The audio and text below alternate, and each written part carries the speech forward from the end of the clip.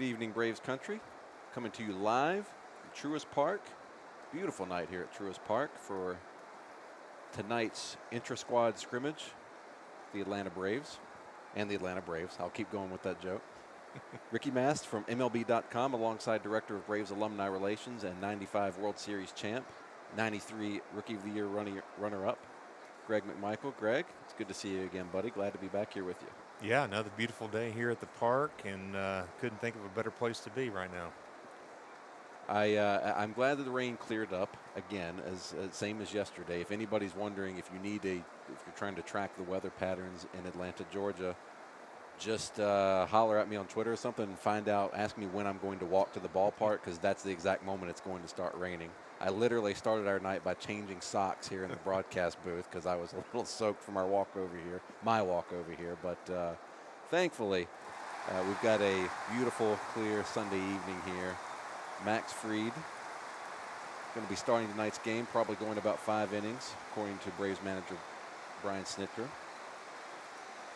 And we know Mark Melancon is going to be starting on the other side, so we haven't heard who else is going to be pitching, but I expect we're going to see a lot of relievers on the other side tonight. And of course, if you haven't joined us before, this is now our 4th scrimmage that Greg and I have done. Normally, we are the Behind the Braves, presented by Billy Reed, podcast host, the official podcast of the Atlanta Braves, and we still are. But with these scrimmages happening at the ballpark, we wanted to be able to bring you some coverage of these. And the fine folks at Braves Vision, they've got a couple stationary cameras set up here for us in the ballpark to be able to stream these for you on the Braves Facebook and YouTube channels. And they threw some microphones to Greg and myself and said, hey, have some fun here. We're going to stream these scrimmages, and you guys can hop on the mic, read some Facebook comments, answer some questions, talk a little Braves baseball. And by the way, Greg, it's Sunday, so in my mind, we've now reached the week where there will be real baseball games later this week. Opening day is now just a few days away, and gosh, that feels good to say, doesn't it? It does. We're kind of warming everybody up for the season, so we're the initial, the first act? The opening act? The opening act, or if we were in Tampa Bay, we'd be the openers. Yeah, there you go. Well, we might have an opener tonight. You know what? Mark Melancon's pitching. We do have an opener in Mark Melancon. That's right. Of course, he's normally serving as the role of closer, but tonight he's going to be the opener for I guess I was going to say the away team. Let's go with the Gray Pants team. Yeah, the away team. Yeah. So we got Freed's second start, and we definitely want to see some positive things from him tonight to get him ready for his start in New York. Looks like he's been named the number 2 starter, which is exciting and well-deserved. Brian Snitker made that official in his press conference with the media this afternoon via Zoom. Facing Ronald Acuna to start off. The lineup tonight, Ronald Acuna, Ozzie Albies, Travis d'Arnaud batting 3rd, catching. Marcell Ozuna batting cleanup, going to play left. Austin Riley batting 5th, playing 3rd. Yonder Alonso, recently added to the Major League roster. He'll be playing first base. Charlie Culberson, batting 7th, and Alex Jackson batting 8th. And we'll get to the lineup for the White Pants team when they come up in the bottom half of the inning, Greg. And again, we talked about it a lot last night, but Freddie Freeman out there at first base now, and again, just looking down there and seeing him out there is such a good thing. And barring any setbacks, I think we'll see him in the opening day lineup for the Braves come Friday. Boy, they have just fed Ronald a steady dose of inside fastballs. I mean, at least the last 2 or 3 games we've watched, he has got nothing but that fastball in on his hands. So let's see if he does something with it tonight.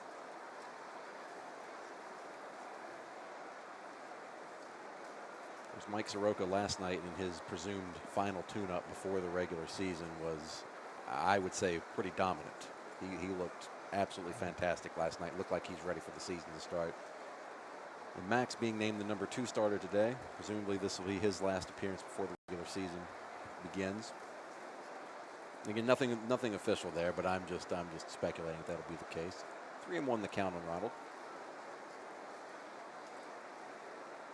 Well, the starting pitchers, they have a routine they've got to get into. So there's certain things they do the day after they pitch, and then they may take a day off, and then they go to the bullpen, and then they have a lighter session. So there's a whole system, a routine that they get into. So I would imagine if he did something, if he really needed to work on something, it would be on his bullpen day. But I would doubt that would happen at this stage. Now back, the Braves are known for, when Leo was coaching us, that we had 2 bullpen sessions in between starts. And so that it wouldn't have been as unlikely for that to happen back then. Guys would normally, if they needed some extra work, they would throw. But nowadays it doesn't seem to happen as much. So I'd be really surprised. I bet he's just going to get right into his routine and get ready for New York. That's a pretty good pitch right there. Gets Ronald Acuna looking. I thought that was a little outside, but looking at it from up here. Number 1, Ozzie Albies. Well, they did call that ball 4. Okay, on the board, I thought that they called that strike 3. Okay, all right. I got fooled by the board there. My eyes were telling me that was ball 4. We need to start getting on the umpires already. I think so. Let's open up this window and start yelling. I Greg. want that pitch. Again, throw some comments in the Braves Facebook page, and we'll try to answer some questions, give some shout-outs. Jen, hi from Grass Valley, California. So glad to see Braves baseball again. You guys are doing a great job. Thank you. Thank you, Jen. That's always a good way to get a shout-out. Hey. Suck up to the host a little bit. That There always you go. works, It always works. We're glad to have you with us, Jen. Melissa says, I bet the Braves win. I agree, Melissa. They have every night we've done these games so far, and so I don't see any reason that should change tonight. Ozzie Albies, 1-1. The plate now. There again, Max, just like any other pitcher, he's got to get ahead to be successful so he can get them out with his best pitches. And you can't be getting 3-1, especially to start the game. And some of these good hitters, and they take advantage of that. Ozzie's going to poke a base hit just past the diving Dansby Swanson at short. And Ronnie's going to take off, and he's not going to quite make it to third there, Greg. Do you think he does that in the regular season? I hope not. You don't make the first out at third. You don't make the last out at third. I suspect in the regular season we probably don't see Ronnie take off for third there. That would be my guess. Again, it's just a scrimmage tonight. If you didn't join us last night, Freddie Freeman, of course, last night was his first action back. First game action, live game action back since being cleared to return to baseball activities, and I think he ended up somewhere around 7 at-bats last night, 6 or 7 at-bats. And if you don't count the walks. Yeah, if you don't, that's right. As somebody very astutely pointed out in the Facebook comments, he really only had a couple ABs because he walked a few times. Check him at first. Did he touch it first? I'll tell you, we're simulating everything out there tonight. I love it. Travis d'Arnaud catching, batting third tonight. Ozzie's like, you think I really forgot to step on the base? He is. And you guys can see he's waving his arms. You see Travis d'Arnaud he's having a good laugh there at Ozzie out there on second. They're having some fun out there. I think they're all glad to be back, and we're glad to have them back. That's for sure.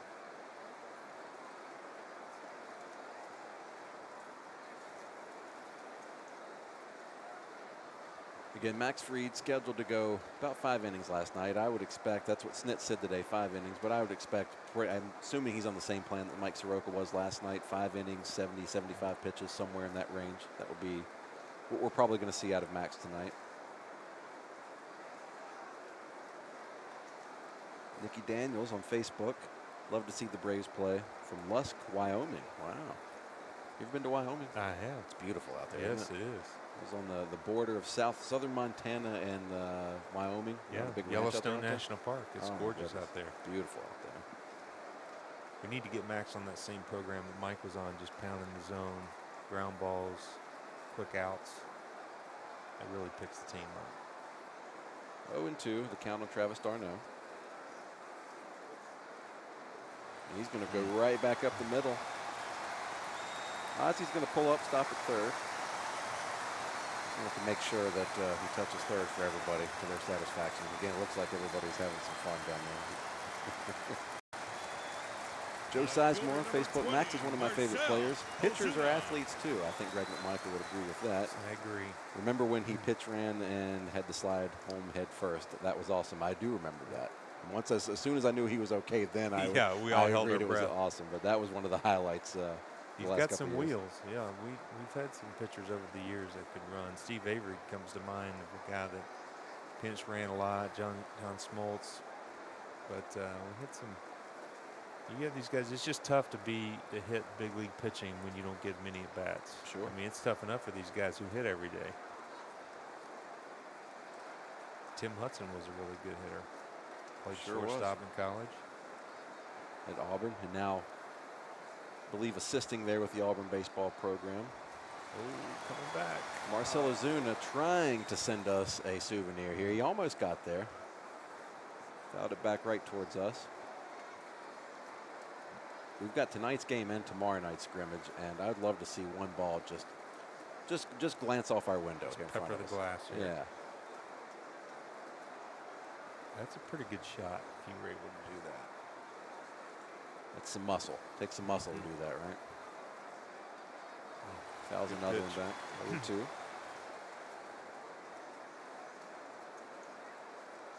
Alfred asked, will you guys be streaming all year? No, we're just streaming the scrimmages here. Come the regular season, we will be returning you to your normal programming of Fox Sports South and 680 The Fan, the Braves Radio Network. With Chip Frenchie, Ben, Joe, Jim, Glav. All those guys do such a great job, and looking forward to hearing their voices and seeing them on the airwaves again, calling Braves baseball.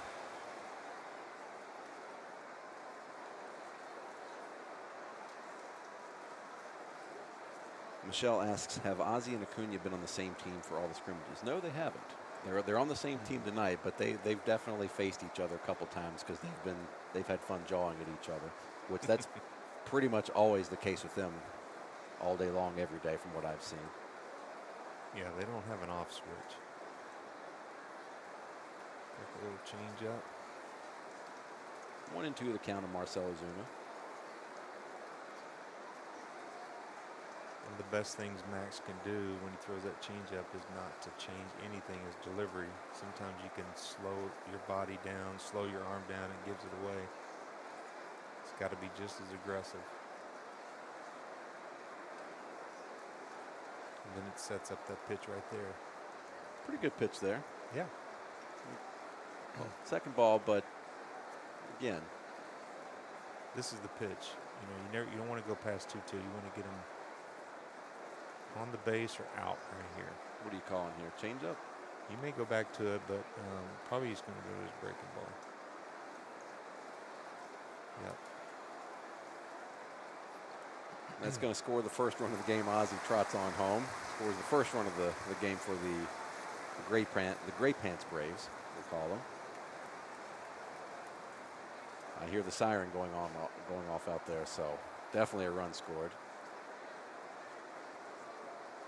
Max is an interesting guy because he's got really, really good stuff. And but there again, I don't care how good your stuff is. If you can't execute it and you don't get ahead of these hitters, then you just dig yourself in a hole. And the next thing you know, it's 3-2. And he really, when he gets ahead, throws that breaking ball over for a strike, then he can go to work. But I know it's early and we're all, kind of working our way into this. But that's going to be the key to his success.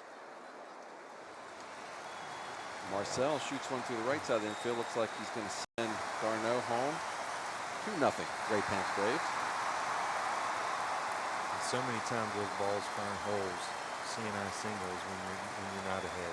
3-2 count, 3-1 count, 2-0 count. The hitters they feel better. And when they feel better, those balls find holes. And unfortunate, but when you're ahead as a pitcher, then a lot of times those balls go right to somebody. I think the best example I remember, and this just as a Braves fan, of a stretch of somebody who was hitting the ball really well and just couldn't buy a bit of luck. When Kelly Johnson made his Braves debut, I believe in 2005, he was part of the Baby Braves. I think he went, it was 0 for 28, 0 for 30 for his first, let's call it 0 for 30, right, to start. And Bobby Cox said it best. He said, it is the best 0 for 30 I've ever seen. Poor KJ could not, he was swinging great, looked great out there, and just he could not buy a darn hit. Now, of course, finally it finally broke free for him, but I always remembered that quote just because that's just how it goes sometimes. You can be doing all the things right, and you're just hitting right at somebody. Austin Riley. Good pitch right there. 0-2 the count on Austin.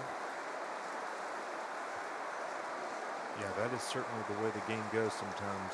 Sometimes, no matter what you do, you put the bat on the ball and you find a hole. And sometimes it just goes right to somebody.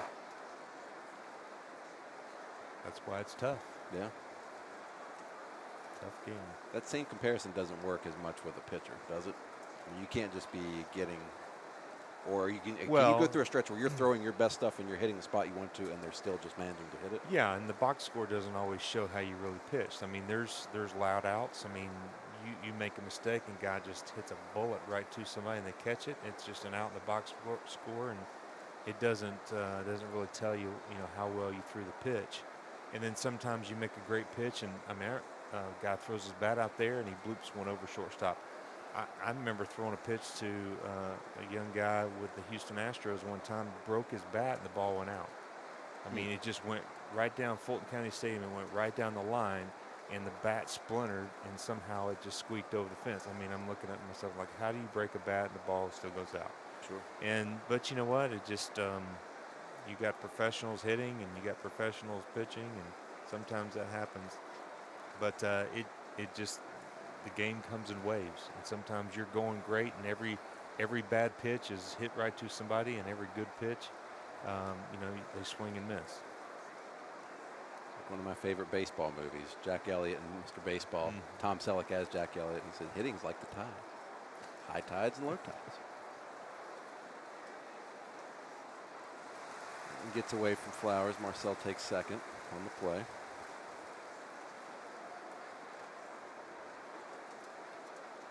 If you're just joining us, Ricky Mast, Greg McMichael, normally of the Behind the Braves presented by Billy Reed podcast, joining you here tonight for tonight's scrimmage from Truist Park.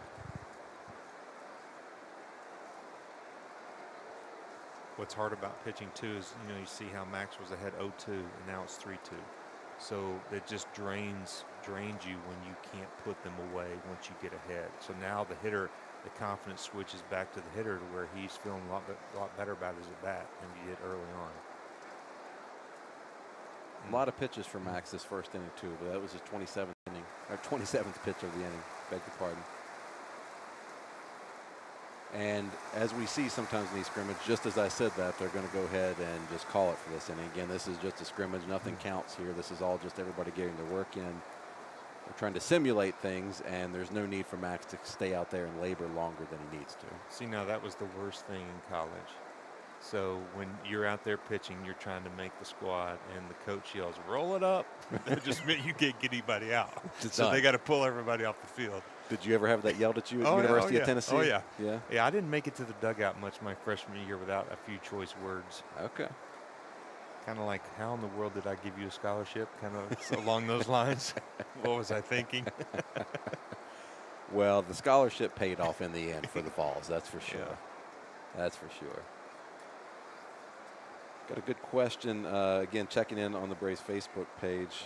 Griffin Tate asks, shout out to the podcast, who has been each of y'all's favorite guests? Now, that is a tough question. Yeah. I think 60-something episodes. Yeah, coming up on our 2-year anniversary, getting close, which is hard to believe. It's flown by. For me, probably not as much for you because you have to work with me every No, day. it's gone quick. Now that I'm trying to think about, we've had so many. I mean, of course, these are all my buddies. They're Right. all the alumni we've had, and we've had some great current players and front office and celebrities, athletes from other sports. Yeah.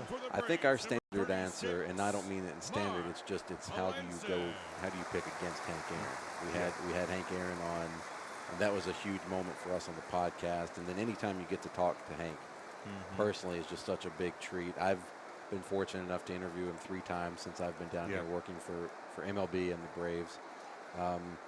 So I think, if you made me choose, I would say Hank, but it's just, if I went through the list, it would just be every one. I'd be like, oh, well, I remember when we talked about this and we love this. I mean, whether it's from the music world, Jason Isbell, we've had Chase Elliott from the NASCAR world, and then you have guys like Luke Jackson, who hopefully we'll see pitch tonight, who was so much fun to have on the show. Well, I think about BMAC, that he had just signed and came back to the Braves. That was pretty exciting. We got to talk with him right before he was announced. Sure. That was a lot of fun. Absolutely. But yeah, I mean, from Rico Cardi to David Justice and Tom Glavine, I mean, we just had a number of great great guests on. So many. You start going down to the list. Dale Murphy at his restaurant. Yeah, that's right. I thought Chase Elliott was pretty cool. We did it at Charlotte Motor Speedway. That was great. And you got to see him. We took Brad Merriweather around in the pace car. Took a couple hot laps around Charlotte. Got in a little bit of trouble. Then he was doing some burnouts. That's right. Yeah. I think they I like to see Brad's eyes. We're going to get to see Martin Melanson. Since this is you and I, let's see, we've now worked 4 of these scrimmages, and you and I have not gotten to see Martin pitch in person. No. So I did see him. I live here in the Battery. I did see him. I'm pretty sure it was him walking his dog a week or 2 ago out in the Battery. We were naming a few guys we haven't seen yet. Chris Martin and Kyle Wright.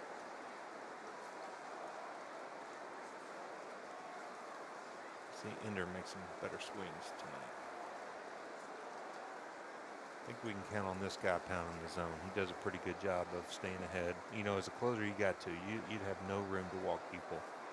So he's pretty aggressive in the zone.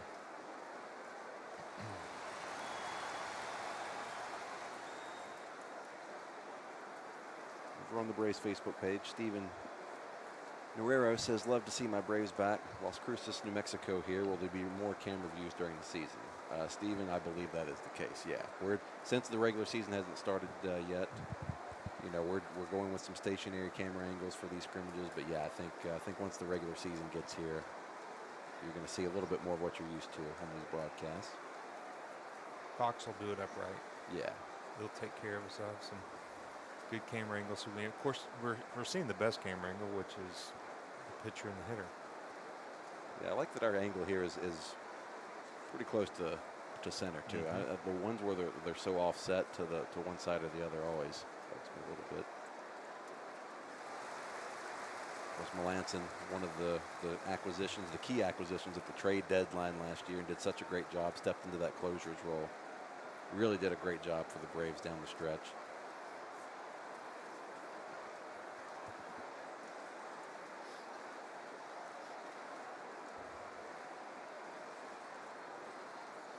It's always interesting to see the new catcher come in. He's got so many relationships he has to build with the bullpen and then the starting staff and get a rapport and understand the pitches. Because really, I mean, you can put down any finger you want, but really it's knowing the pitcher and what he's comfortable with, because you don't want to go out there shaking his head all the time. That's just not good for anybody.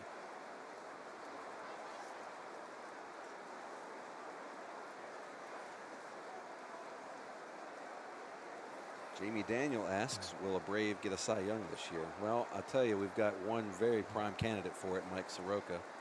And I think that our other starter tonight, Max Fried, has the stuff to become one someday. But, you know, I think Mike Zaroka, he finished 6th last year in the Cy Young voting. And sold his Fulte. I mean, his stuff's right there with those guys. Yeah. It's just, you know, putting the whole season together. Yeah. I mean, we've seen him. Fulte's been an all-star. Number 7. You could just put it all together for a full season. Absolutely. Got the stuff for it. Ender down on strikes. Dansby Swanson stepping in now.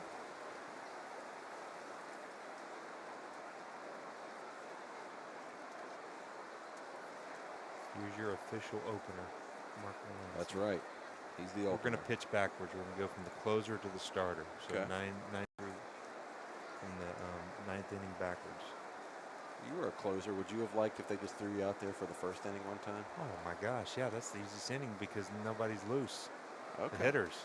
I thought that'd be the. By the time I got in the game, everybody's like had 4 at bats, and they're all.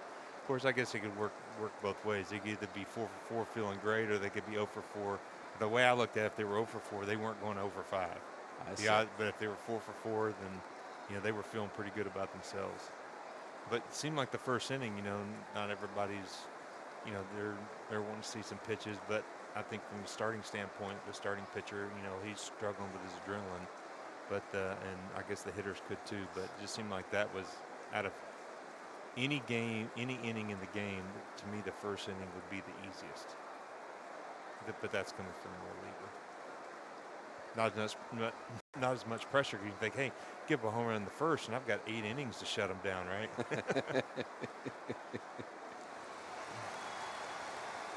Oh. 2-1 the count on Dansby.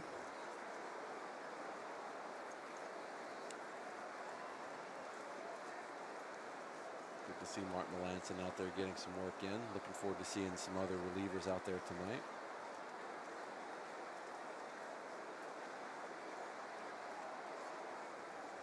A lot of cutters.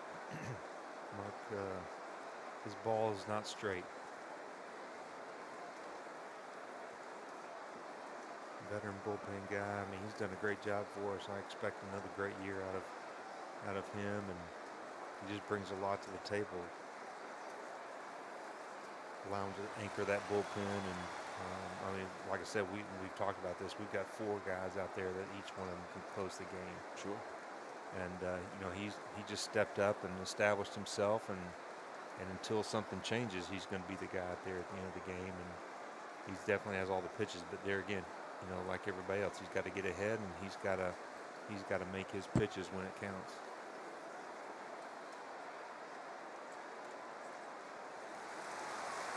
Nice slider right there. 2 strikeouts for First baseman Martin number Melanson 5, tonight. Looking Freddie pretty good so far. Freeman. 13 pitches.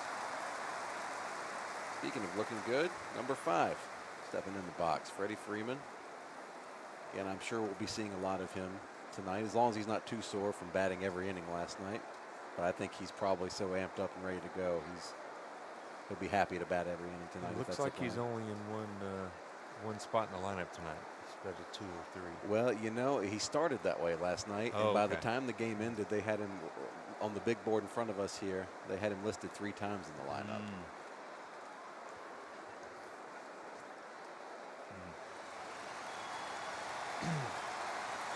Charlie Clutch out there with a nice pick at 7.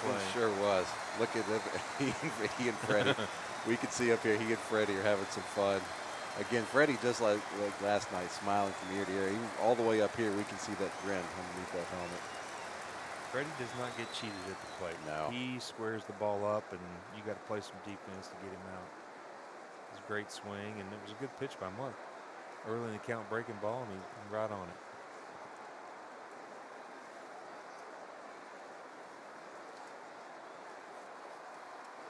Looking forward to having the Miami Marlins come to town for a couple exhibition games this week before we get the regular season started.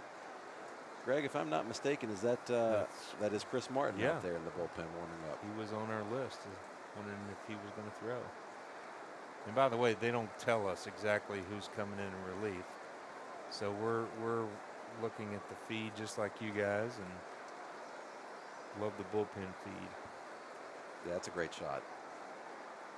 I still haven't been in the little bullpen lounge, which it'll be a while before we're able to go to various areas of the ballpark. That's one area of the ballpark I need to sneak in one day when once things are back to normal. I'd like to check that out and see what it looks like. I was out there when they were building Truist Park, when there was still concrete being poured and there was still no grass on the field yet. I did get to see it as a shell of what it was going to be, but I'd still like to have a peek in there when it's done. One of the great events I get to do is the Brayford Day, and I have a group of alumni that take a small group of people around, and we do some fielding, we do some pitching, hitting, and we end up in the Truist Club for a nice lunch and some Q&A with some of the alumni. And so I'll take them out to the bullpen, and I'll let them throw off the mound, and I'll talk to them a little bit about the bullpen culture. Okay. And show them the room and all that kind of, tell them about what goes on out there. But that's a lot of fun. So next time I do one of those, so I need to I'll sign let you up. know. Okay, so I need to sign up for Brayford Day. Yeah, then. there you go. There you go. Problem solved. Hopefully we get to do some more of those soon, but right now that's on hold like a lot of things. Hey, we'll get to at some point. We'll get First to do things again. first. Yeah. Right. We'll everybody be good to each other and stay safe for now. And at some point, we will get back to that, and we'll have Brayford Day along with a lot of other things here at Truist Park. Yonder, Alonso. Gets one down the first base line. Freddie's got it. No problem. The human vacuum cleaner. Love it. Just hit it to that side. Right.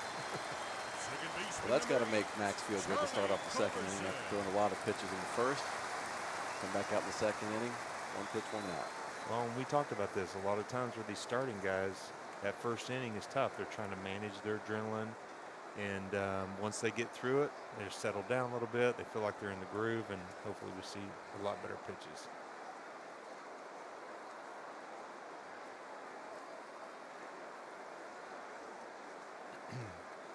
Bradley Ruff asks, who is this Freddie Freeman guy? Well, Bradley, new guy on the roster, added recently. He looks pretty good to me. Just got called up from Gwinnett. Yeah, he's looking like he might be a pretty good big leaguer to me.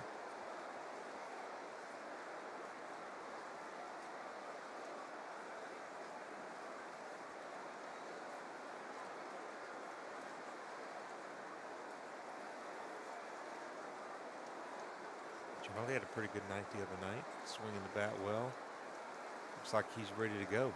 Sure does. Had a deep home run to left. A couple more base knocks. 1-1 the count on Charlie. Playing shortstop tonight for the Gray Pants Braves. And his counterpart, Dansby Swanson, of course, playing shortstop for the White Pants Braves. So it's plenty confusing for us up here as to who's who.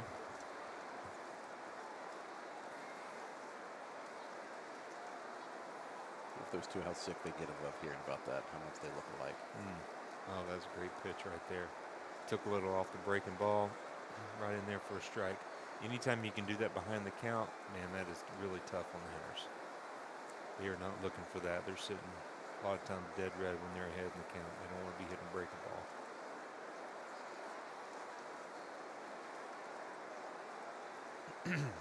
Got him on the toe, I think.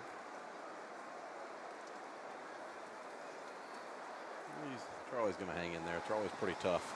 That's not the place you want to get hit. That has to smart roll. Yeah. Of course, Charlie's season ended last year in a pretty scary fashion. So it's just great to see him back out there this season. Well, and he wasn't assured a spot. You know, they did not sign him back originally. So we're so excited that he's back there and performing well. That was a great pitch by Max. Little combo, slow breaking ball, and then jammed him on the hands. That's the way to do it. Right fielder number 12, Alex Jackson. Yeah, this is the Max Fried we're accustomed to seeing here in the second inning. Again, like you were talking about there, Greg, probably a little bit of adrenaline going first inning. That sometimes happens, but he settled in and looks like the Max Fried that we know and love out there now. I don't think he liked being rolled over. I don't think he Coach did either. calling roll it up. Yeah. Alex Jackson. Alex Jackson's playing everywhere during these scrimmages. Looks like we've got him slated in right field tonight. Batting eighth. I'm always interested to see what Flo's coming out with the catching gear. He's always got he's got a bunch of combos back there. He's got some flashy stuff. Yeah, he must have a nice wardrobe. He had stars and stripes, or he had stars going last night, I think. He's got a little camo tonight. He's working the camo tonight. Yeah, he's got maybe he's come out with a fashion line of catcher's gear.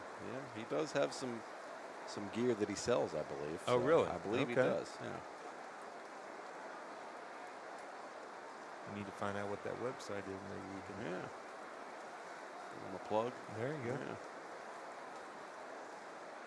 Catchers need to have a little style back there. That's good. I agree. Like goalies in the NHL, they get to. We used to call him the hind catcher. The hind catcher? Right, the backstop. Ah. Yeah, they were back in the day. They were called the hind catcher. Okay, well, this is the first time hearing it. You never heard of that? No. Okay. Among other nice things we should call them. I'm sure. We always take care of our catchers. I'm sure. You do. They can make your life miserable, or they can make it nice.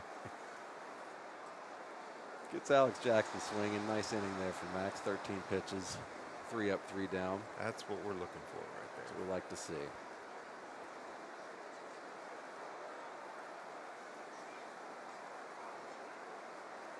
If you missed it last night, Johan Camargo had to, he left last night's game. Looked like he maybe did something to, I don't know if it was hamstring or what was going on there, but Snit said today he didn't seem too concerned about it, but it's just a matter of how he responds to treatment over the next couple of days as to when he'll return. Yeah, I read something about cramping. Yeah, which I told you I ate 4 bananas yesterday. It was hot out there. I was working in the yard and I was cramping up. Yeah. Of course, I'm old, but still, he's out there running around. And so they didn't really go into it. Must not be very serious. So we'll hope Johan's back to 100% tomorrow or tonight. Maybe he'll make a cameo. Bud gives chance for Austin to play third and see what he's going to do.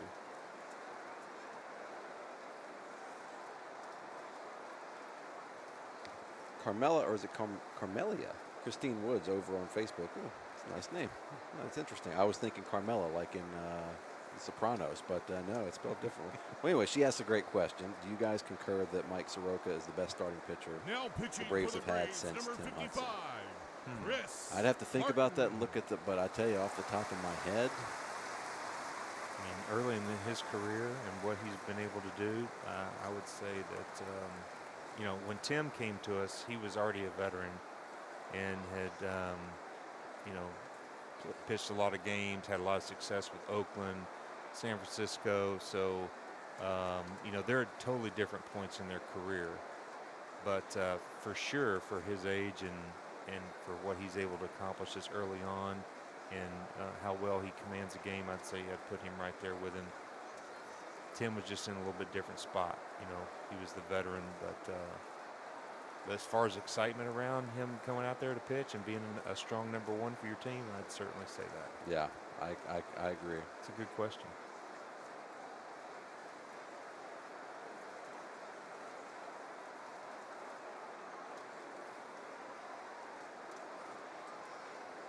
Leading off, left John fielder Smith number watching 23, from Muncie, Indiana. Adam Glad to have you with us, Duvall. John.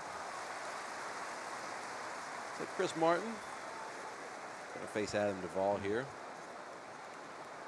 Chris, another one of the deadline acquisitions last year. He was the first, I believe, if memory serves. He was acquired a day or two before the trade deadline, and then Mark Melancon and Shane Green were acquired right at the deadline.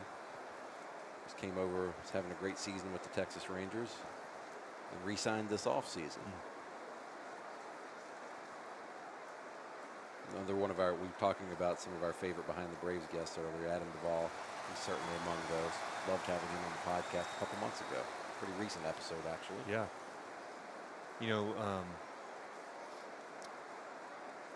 when I watch him pitch, he does such a great job of, you know, there again, like Melancon, he does such a great job of getting ahead, not wasting pitches, and very efficient. And he's good. I mean, he hurt us really last year when he hurt his hamstring.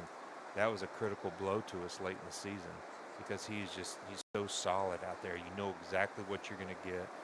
And when he goes out there, he makes his pitches, and he's just tough to hit because he doesn't give you anything as a hitter. And plus, he's like, what, 6'10" or something, he looks like? He is very big old tall. drink of water. Yes, he is a tall man. He's for got to sure. come on down the hill and look like he's right in your kitchen. He's a good slider right there. Listed at 6'8", So, per the that's media close, guy. yeah. So, yeah, pretty close. Yeah, he does a good job. I like the way he throws. Of course, we're still waiting for Will Smith to be cleared to return to action, but in his absence, I mean, this bullpen still is so deep. I mean, Wow. I saw a list the other day. I forget who put it together on Twitter, or maybe it was one of ESPN or Fox Sports or something like that. But anyways, I saw a list where somebody had ranked the top 10 bullpens in Major League Baseball this year. And they had the Braves at 6th. Now, What? I know I'm a homer and Oh I'm my biased, gosh. but I'm like not even top 5. I mean, top to bottom, I think they Who put that out, Rosenthal? Well, I can't remember who put it out. Chris Martin gets Adam Duvall looking for the first out, but I saw that and I'm just scratching my head. And again, I know I completely own up to the fact that I am a Well. Braves homer. I'm very biased, but come on. You know, 6th? everybody has an opinion, Yeah. right? But sometimes they just write something down. But yeah, I would totally disagree with that. It'd be hard to find a better bullpen than what we have right now. I agree. I mean, we may be in the top 3. You could say that, but not 6 out of 10. I mean, I am a homer, but I also know pitching and I know bullpens, and I'd say that's false. I agree. And I defer to you. I'm just going to drop a big false on that. As a former big league closer, I absolutely trust your judgment on that. That is not subjective. There are a lot of things that are subjective, but you know, now it is on paper because nobody's playing yet. But I'm saying on paper that's not subjective. Danny Echeverria playing third base tonight. facing Chris Martin. As we talked about it a little bit on last night's scrimmage broadcast, Adaney, another valuable acquisition down the stretch, last year's team, and re-signed this offseason. The more Adaney Echeverrias, Charlie Culbersons you can have on your bench, the better off you are. Play multiple positions. Of course, Adaney, Gold Glove caliber defense, and he provided some pop, some power when he came over last year too.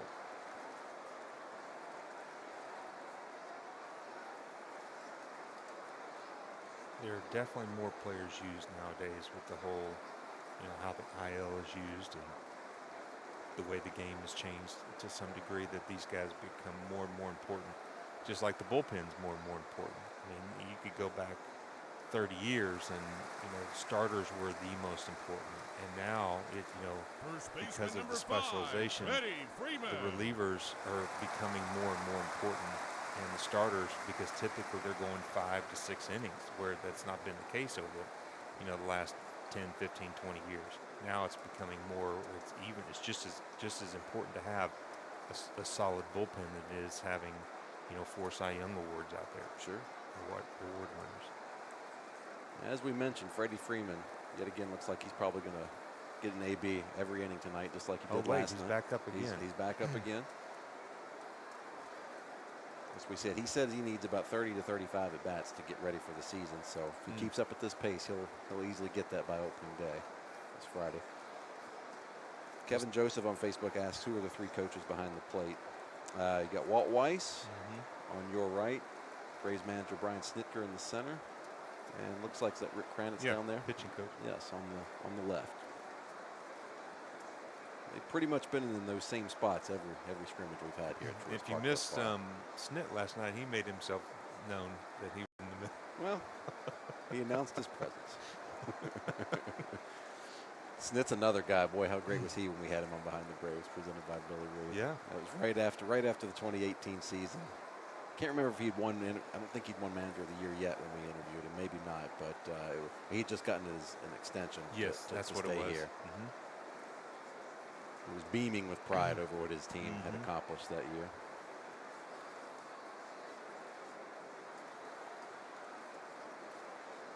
Yeah, that was a big moment. You think about a career organization, coach that had been at every level, knew all the players, had been around this organization forever, and then to get his chance to come in and be the manager and then to have the success that he's had. I mean, I don't know anybody in this organization that was not proud and was not just so excited for he and his family, or who deserved it, more than him. Freddie with a grounder to Yonder Alonso at first. I'm sorry, go ahead. No, just going to say nice clean inning of work there from Chris Martin.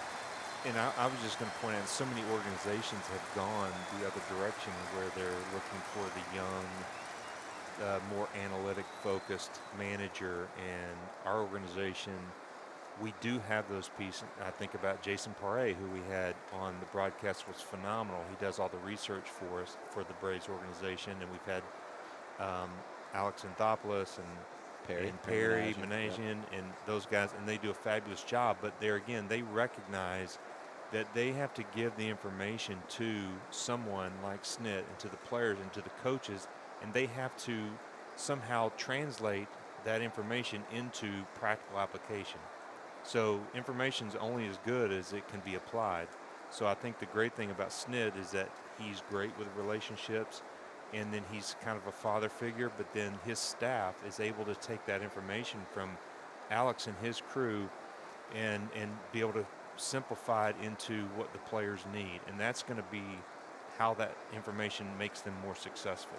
And that's what I've heard time and time again, is that, yes, you could bring in somebody else that's just that analytically minded, but if you've already got a whole group up here, then you really need to look for people who can translate it and who can help the players to apply it into practical application. So I'm just so thankful that we have a good balance of that, because you've seen some organizations, they've not done that. They've just gone totally the other way.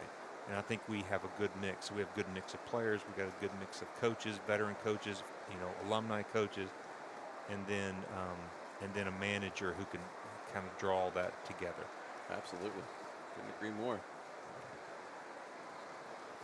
You probably saw there the unmistakable delivery of Darren O'Day out there, warming up. Looks like he's going to get a chance to throw an inning tonight. Of course, Max Fried back out there right now for his 3rd inning of work. Again, if you're just joining us, Max scheduled to go around 5 innings. We're guessing 70 to 75 pitches tonight, just like Mike Zaroka did last night. Max will be the number 2 starter in the rotation to start the season. Brian Snitker announced in his daily pregame press conference. I guess that's what we're calling it, pregame press conference. He's doing daily Zooms, right? daily Zoom calls, pre and post game with members of the Atlanta press. Ronald Acuna Jr. leading off the top of the 3rd here. The Great Pants Braves only batting 8 guys tonight, Greg. Although I guess they could just throw Freddie out there again, and he would be the 9th. So there you go. Yeah, that's been kind of the trend, is that one team has a DH and one team doesn't. Right. I guess they're limiting the amount of guys that they want here at one time, because they got a bunch of guys standing over at Gwinnett that are working out, so they certainly could have more up here, but maybe they're just trying to limit it, the exposure.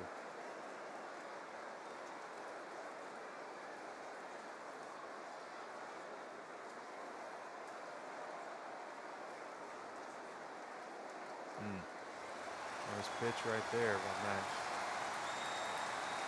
Ronnie can run, can't he?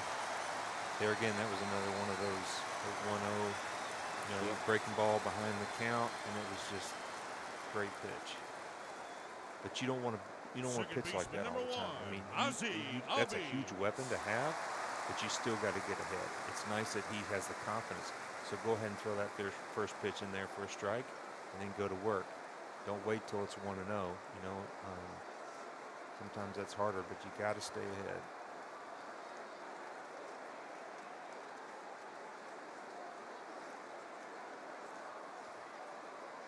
Ozzie Albies.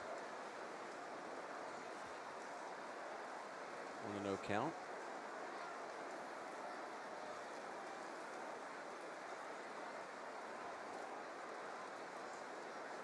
Well, Ozzie, his stance is it's a pretty open stance there. Just remember, it's not how you start. You end up when the ball's across the plate. No. So a lot of guys do that they can see with both eyes. And it's a timing thing, so they get closed and then they're ready to go. It's wherever that foot lands, right when he's getting ready to drive through the ball. So that's been around for a while. Guys do that, but some of them they just feel comfortable because now they're looking at the pitcher and then they use it as a timing mechanism. Even the leg kick. I remember David Justice used to do that. He'd pick his leg up, and then there's some people you never, it just gets you off, but. It doesn't matter. It's a timing thing, because as soon as your foot gets down, it's not like your leg's up in the air when the pitch is coming, or when the pitch is crossing the plate, you get the foot down, then you're ready to swing, because you can't do anything without your foot on the ground. I think it's more just timing. And remember Chipper used to toe tap. Sure. David Justice, that was Ozzie, lines out directly to Freddie over at first base. Ozzie's just a good one. He is. He looked mad. He looked mad that didn't get through. How could you not enjoy watching him every night? We're very lucky to watch Ozzie Albies play every day. We got a lot of guys we get the chance to watch that are just a lot of fun. Forgive me, the name is passed by in the comments, but somebody asked, can the players hear the crowd noise being piped in? Yes, they can. It's playing in the ballpark, and it's going to be that way in every ballpark in the country starting out the season. They've been having some fun with it. They come out, tip their hat, wave to the crowd noise. There you go, Max. Good pitch, get ahead.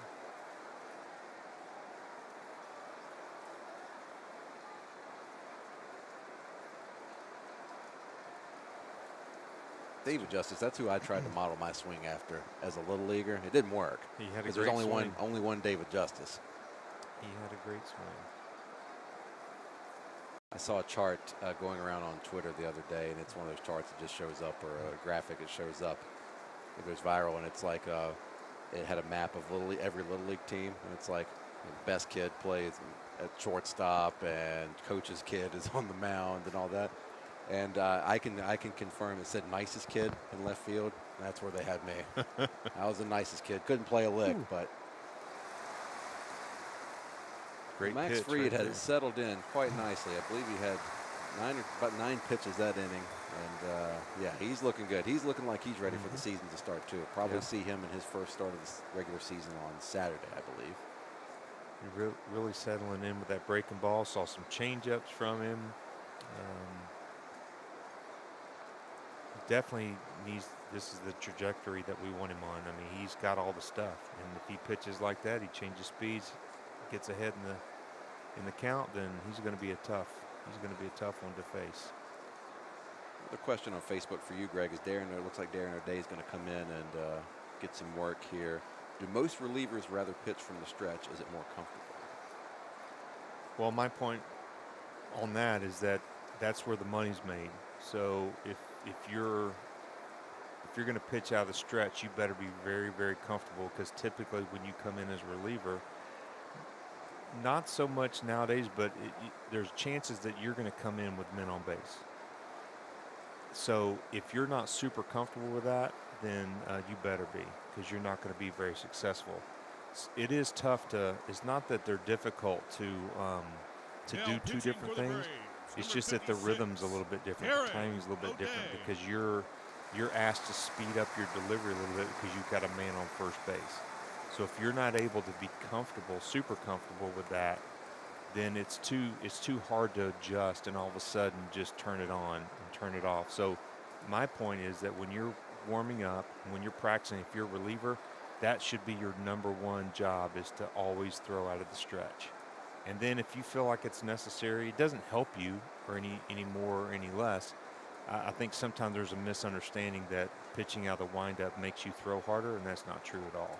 It's just a little bit more relaxing, number one, because nobody's on base, right? You're pitching out of the windup, there's nobody on. But when you're pitching in the stretch, that means somebody's on, so your attention is divided. And I think we talked about that a little bit last night. So I think if you're going to be a reliever, you better get real comfortable with that. So I would suggest that you practice that as much as you possibly can to get used to it. And there were seasons where I only pitched out of the stretch because I felt like that I was struggling, and my timing was off and my rhythm was off, and so I really just focused on doing that. And then there were years where I pitched on one side of the rubber versus the other side, but you know, it's really hard to measure which one is correct or not. It's all just a comfort level. You know, Maddox used to talk about angles and things like that from one side of the mound to the other. I think the biggest thing as a pitcher, you just want to be comfortable. And the biggest thing is to be comfortable out of the stretch, be comfortable on which side of the rubber you throw, and that'll take you a long way. Good to see Darren O'Day up there. Another piece of that very deep Braves bullpen that both Greg McMichael and I agree is a easily top 3. And veteran yeah. and talent. And then we got the sidewinder coming in, who's kind of funky.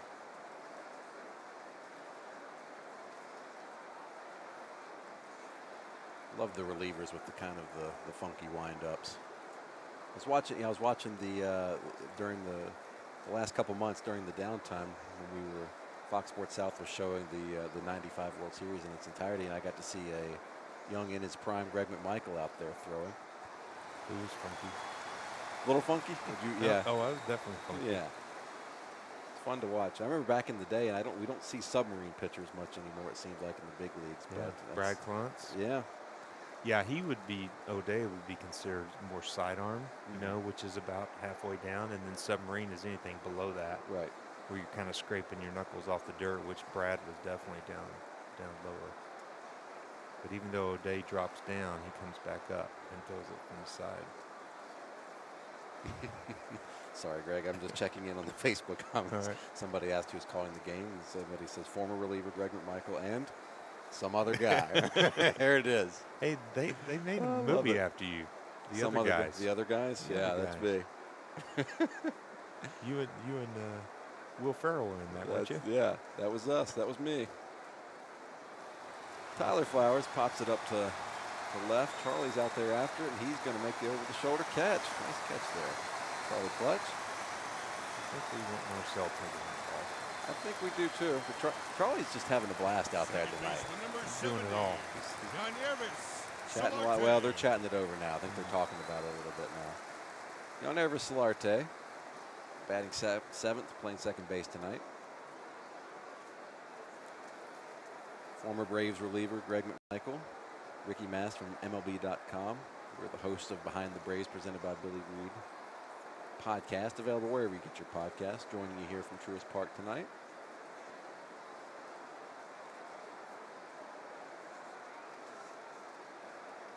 What do you think of Darren O'Day's repertoire and his arsenal there, Greg? Well, I think he fits in very well with what we're doing because he's a little different. You know, he's a guy that can give the hitters a different look. He's obviously a veteran. You know, he's been pitching a while. He's had some success. Anytime you can have matchups during the game and your coach has options, Number 5, Freddie it's a good Freeman. thing. And number one, it wouldn't matter how he throws. If he gets people out, you want him. It just happens that the way he gets people out is through just different arm angles. But there again, he has different arm angles, but he still pounds his own. He still makes his pitches, and the bottom line is he gets people out. So that I love any reliever you have out there, and that's what I like about Martin. That's what I like about Melanson, Green.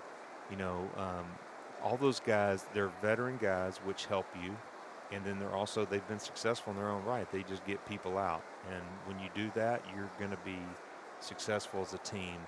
I think our starting staff is the younger side. We've got such a heavy veteran staff in the bullpen, but then our starters are young.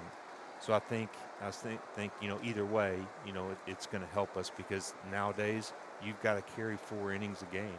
Sure. You know, it's tough, but you know, you hope it gets it down to 3 innings. But there's plenty of games where you're using a lot of relievers, and the more talent you have out there, it helps. And I think that's why I think that we have a leg up in the National League East and in baseball, just because of that veteran presence out there. And of course, we've got an unbelievable lineup that helps. So I'm just talking mainly on the pitching staff. Sure.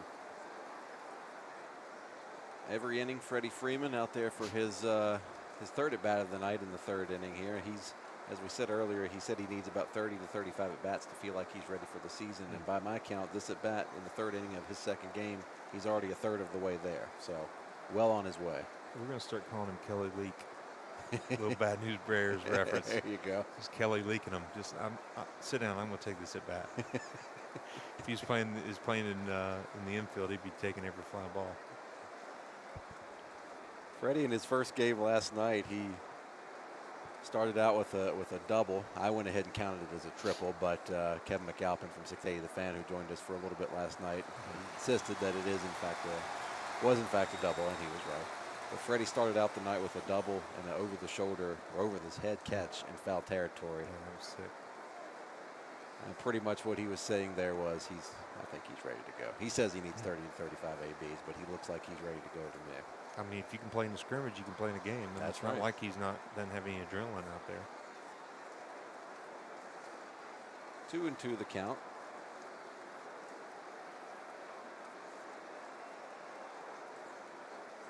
I would say if this was a simulated game, or if it was the pitcher was thrown from behind the screen and they were in the shell, and you know, those kind of things, they weren't running the bases live and leading off and starting and stopping, that would be one thing. But we're playing these like real games. Freddie's going to take another walk, so we're going to say that does not count towards his. Right fielder number 60, William No, he's going to have to take somebody else at bat. Yeah, there you go.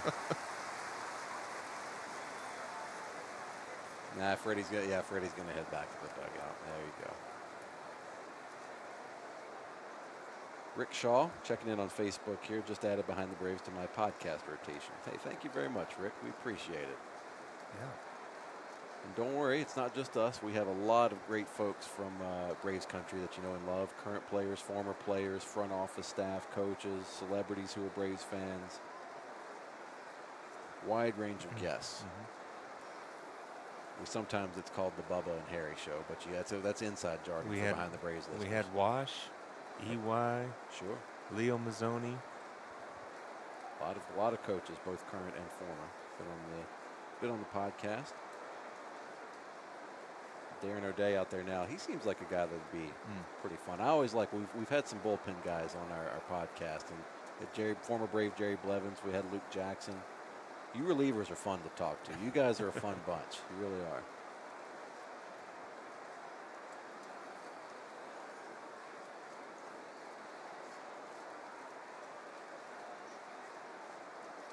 Boom. Punched him out. The bullpen looks ready for opening day too, Greg. I tell you, this is all just getting me more and more amped up for the real thing come Friday. Like I said, these guys are veterans. They knew what they needed to do, and called saving their bullets. They're ready to roll. That's right.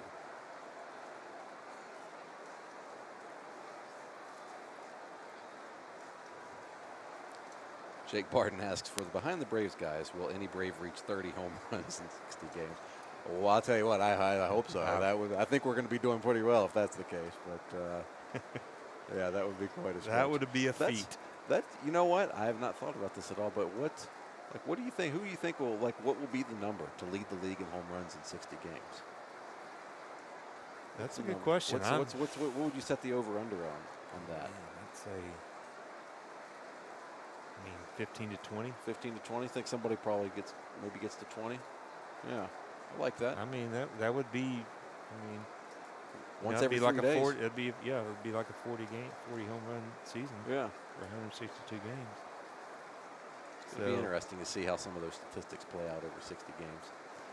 Well, yeah, it'll be interesting to see, and we know that home runs, they like swinging for them nowadays, and I'm sure Ronald will be trying to go 40-40. Yeah, probably so. He only has one gear, so I wouldn't be surprised that they're all just going to play their game, and whether it's 60 games or 162 games, they're going to be playing the same way. And I think we'll probably see some guys get close to that.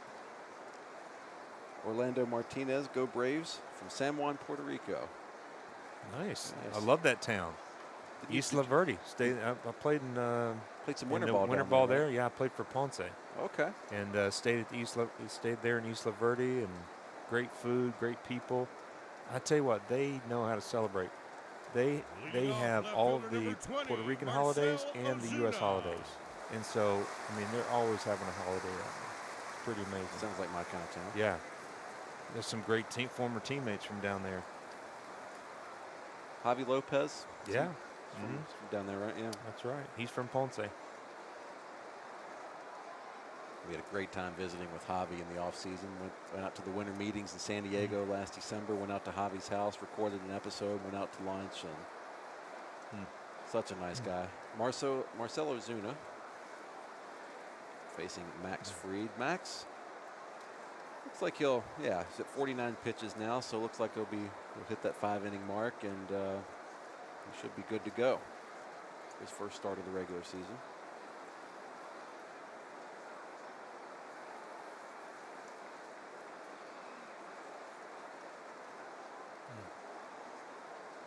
Good changeup right there. That's why I think later in these innings, as he goes, he'll be able to work on that changeup a little bit, which is a great weapon for him. But there again, because it's a third pitch, they're not always going to swing at it, so you want to make sure you get it in there for a strike.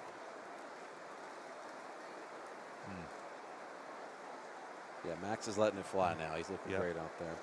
Randy Smith checking in on our home run discussion there. He's got Ronald Acuna with 21 home runs to lead the league there. Yeah, I like that, Randy. It's a good number.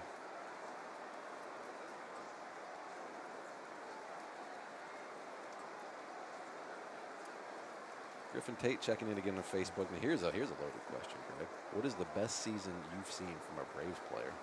Absolutely. What was there one from your playing days? Because you're on some World Series teams in the 90s. Was there one that stood out to you? Oh, let's see. Well, Smoltz had, I don't know, 24 wins or something one year when he won the Cy Young Award winner. That was a pretty darn good season. Maddox just seemed like every year was phenomenal. From a hitter standpoint, I don't know. Blauser had some great years at shortstop, and obviously, I mean, Fred McGriff. He was on that string there for a while where he had like 7 years in a row of 30 or more home runs. That was a pretty impressive streak. You know, back 30 home runs back then was a little different than it is today. Grounds out for the first ball. Yeah. It seemed like there wasn't these monster years. I know Javi had a 50 home run season one year, and Andrew had a 50 home run season one year.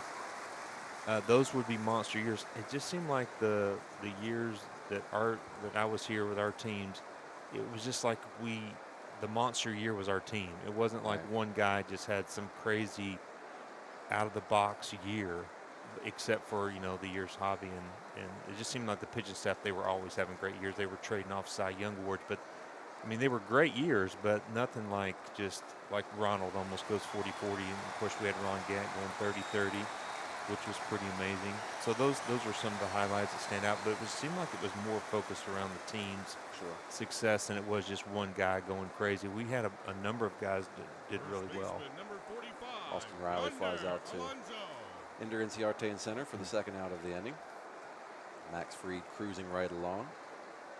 Yeah, I think the first ones that come to mind to me, just as a fan, Chipper's MVP season in 1999 stands out. What about Smoltz's save record season? That was pretty amazing. Smoltz out of the bullpen was about as automatic as it got. Kimbrel, kind of the same. Well, that three-headed monster that was almost a monster season of itself when Eric O'Flaherty had a sub-1 ERA. Johnny Venters from the left would be in the 8th, and then Kimbrel in the 9th. So that's well, that brings up a great point, because the year Johnny went to the All-Star game and he had like a 1.89 ERA, and he just was so disgusting out there. I mean, nobody could hit him. He was throwing 97, and his ball was like moving, sinking, and like we were talking about with Zaroka with a sinker. Well, Soroka's sinker's like 92, and Johnny was throwing one about 97, 98. I mean, that's just out of this world stuff. And so that sticks in my mind, too, about the year that he had. But those three right there, nobody was getting anything in the last 3 innings of the game. And Johnny pitched every night. Right. he was filthy. I feel like last season from Ronald Acuna was pretty special. I feel like for him, though, we're going to see a couple. Max gets yonder Alonso.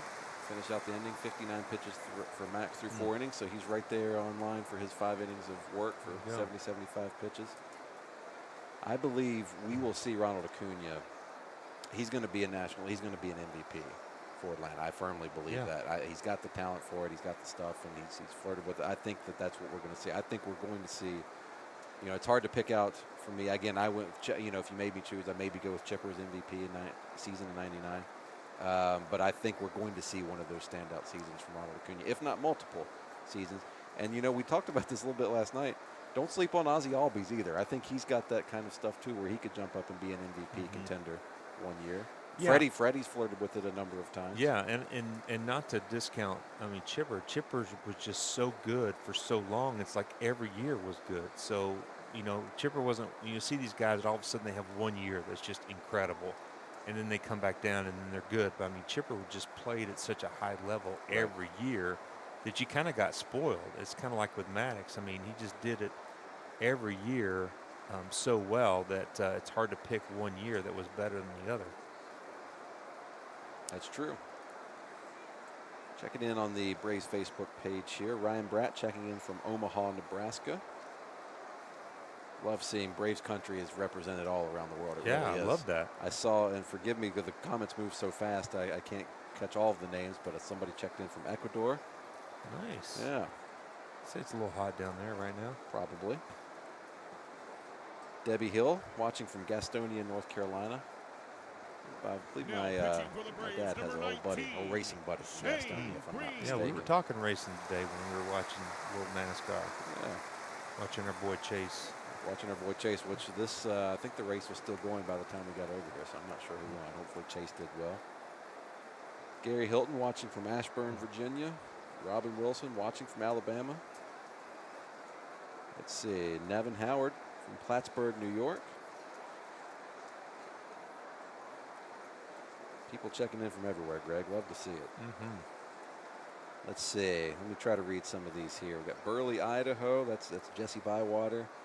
Brandon Mize. I wonder if he's any kin to Greg Mize. He's from Melbourne, Victoria, Australia. Wow. Greg's got some kin down under. Down under. Well, you know, I'm not surprised of all these people from all over, because when they come to fantasy camp, we get them from all over too. Sure. And it's great to meet people. And they live in New York and live overseas, live in California. We have a group of people that come from California every year, and it's a lot of fun. We all have something in common. We love the Braves, and then they all live in different parts of the world, and then you get together and share experiences. It's a lot of fun. Another Behind the Braves, presented by Billy Reed podcast guest on the mound now, Shane Green. We may have touched on this the other night when we watched Shane pitch, but he was, and Ender's going to get him with a base hit just past the reach of a battling Ozzy Albies. But Shane was such a great interview. One of the things he talked about when he came over in that trade from Detroit last year, the transition of waiting to hear where he was going to go, being traded at the deadline, trying to get to Atlanta as quickly as possible, and then coming out for his first save opportunity in front of 40,000 people in a packed stadium on a Saturday night, and doing all that on 1 hour sleep and all of that. And it was a really, really insightful conversation we had with Shane Green. If you haven't checked that out, definitely check that one out. We just had him on about a month or two ago, I believe, and really enjoyed getting to know him a little bit. Dansby stepping in there. Ender's going to take off, and he's going to make it there to second pretty easily. The ball gets by Chase. Travis d'Arnaud. Oh, I finally did it, Greg. I called Travis Chase d'Arnaud. It finally happened. Oh, that is my first slip up with that this season. I've been so good since we said, of course, Chase d'Arnaud, former Brave as well. I knew it would happen at some point. Well, they're brothers. Yeah, that's right. I'm sure he wouldn't mind being called his brother's name. Dustin Carroll checking in from Seneca, South Carolina. Kelly Clark Hay from Greer, South Carolina. Hey, Kelly. Brian Brooks, Columbia, Missouri. Now, Emily Hudson tells us that Austin Dillon won today at the NASCAR. Oh, now, I haven't verified that, but he's also a Braves fan. There you go. Well, as long as the Braves fans wins, we're good.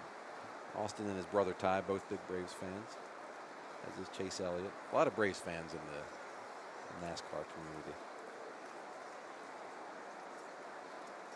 Good pitch. Well, again, Shane is one of those guys that he wouldn't be as successful as he is if he wasn't getting ahead in the zone, if he wasn't taking the pitches that he has and executing them. So I like seeing him. He's aggressive. Yeah, he may give up some singles, but he's going to be right there and keep in the ball game. Former closer. Sure.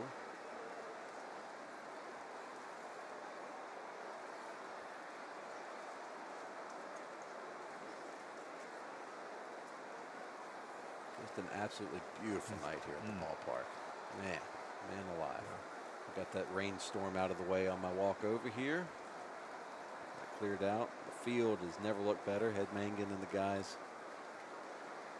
have everything looking in tip-top shape around here, as they always do. They're top-notch.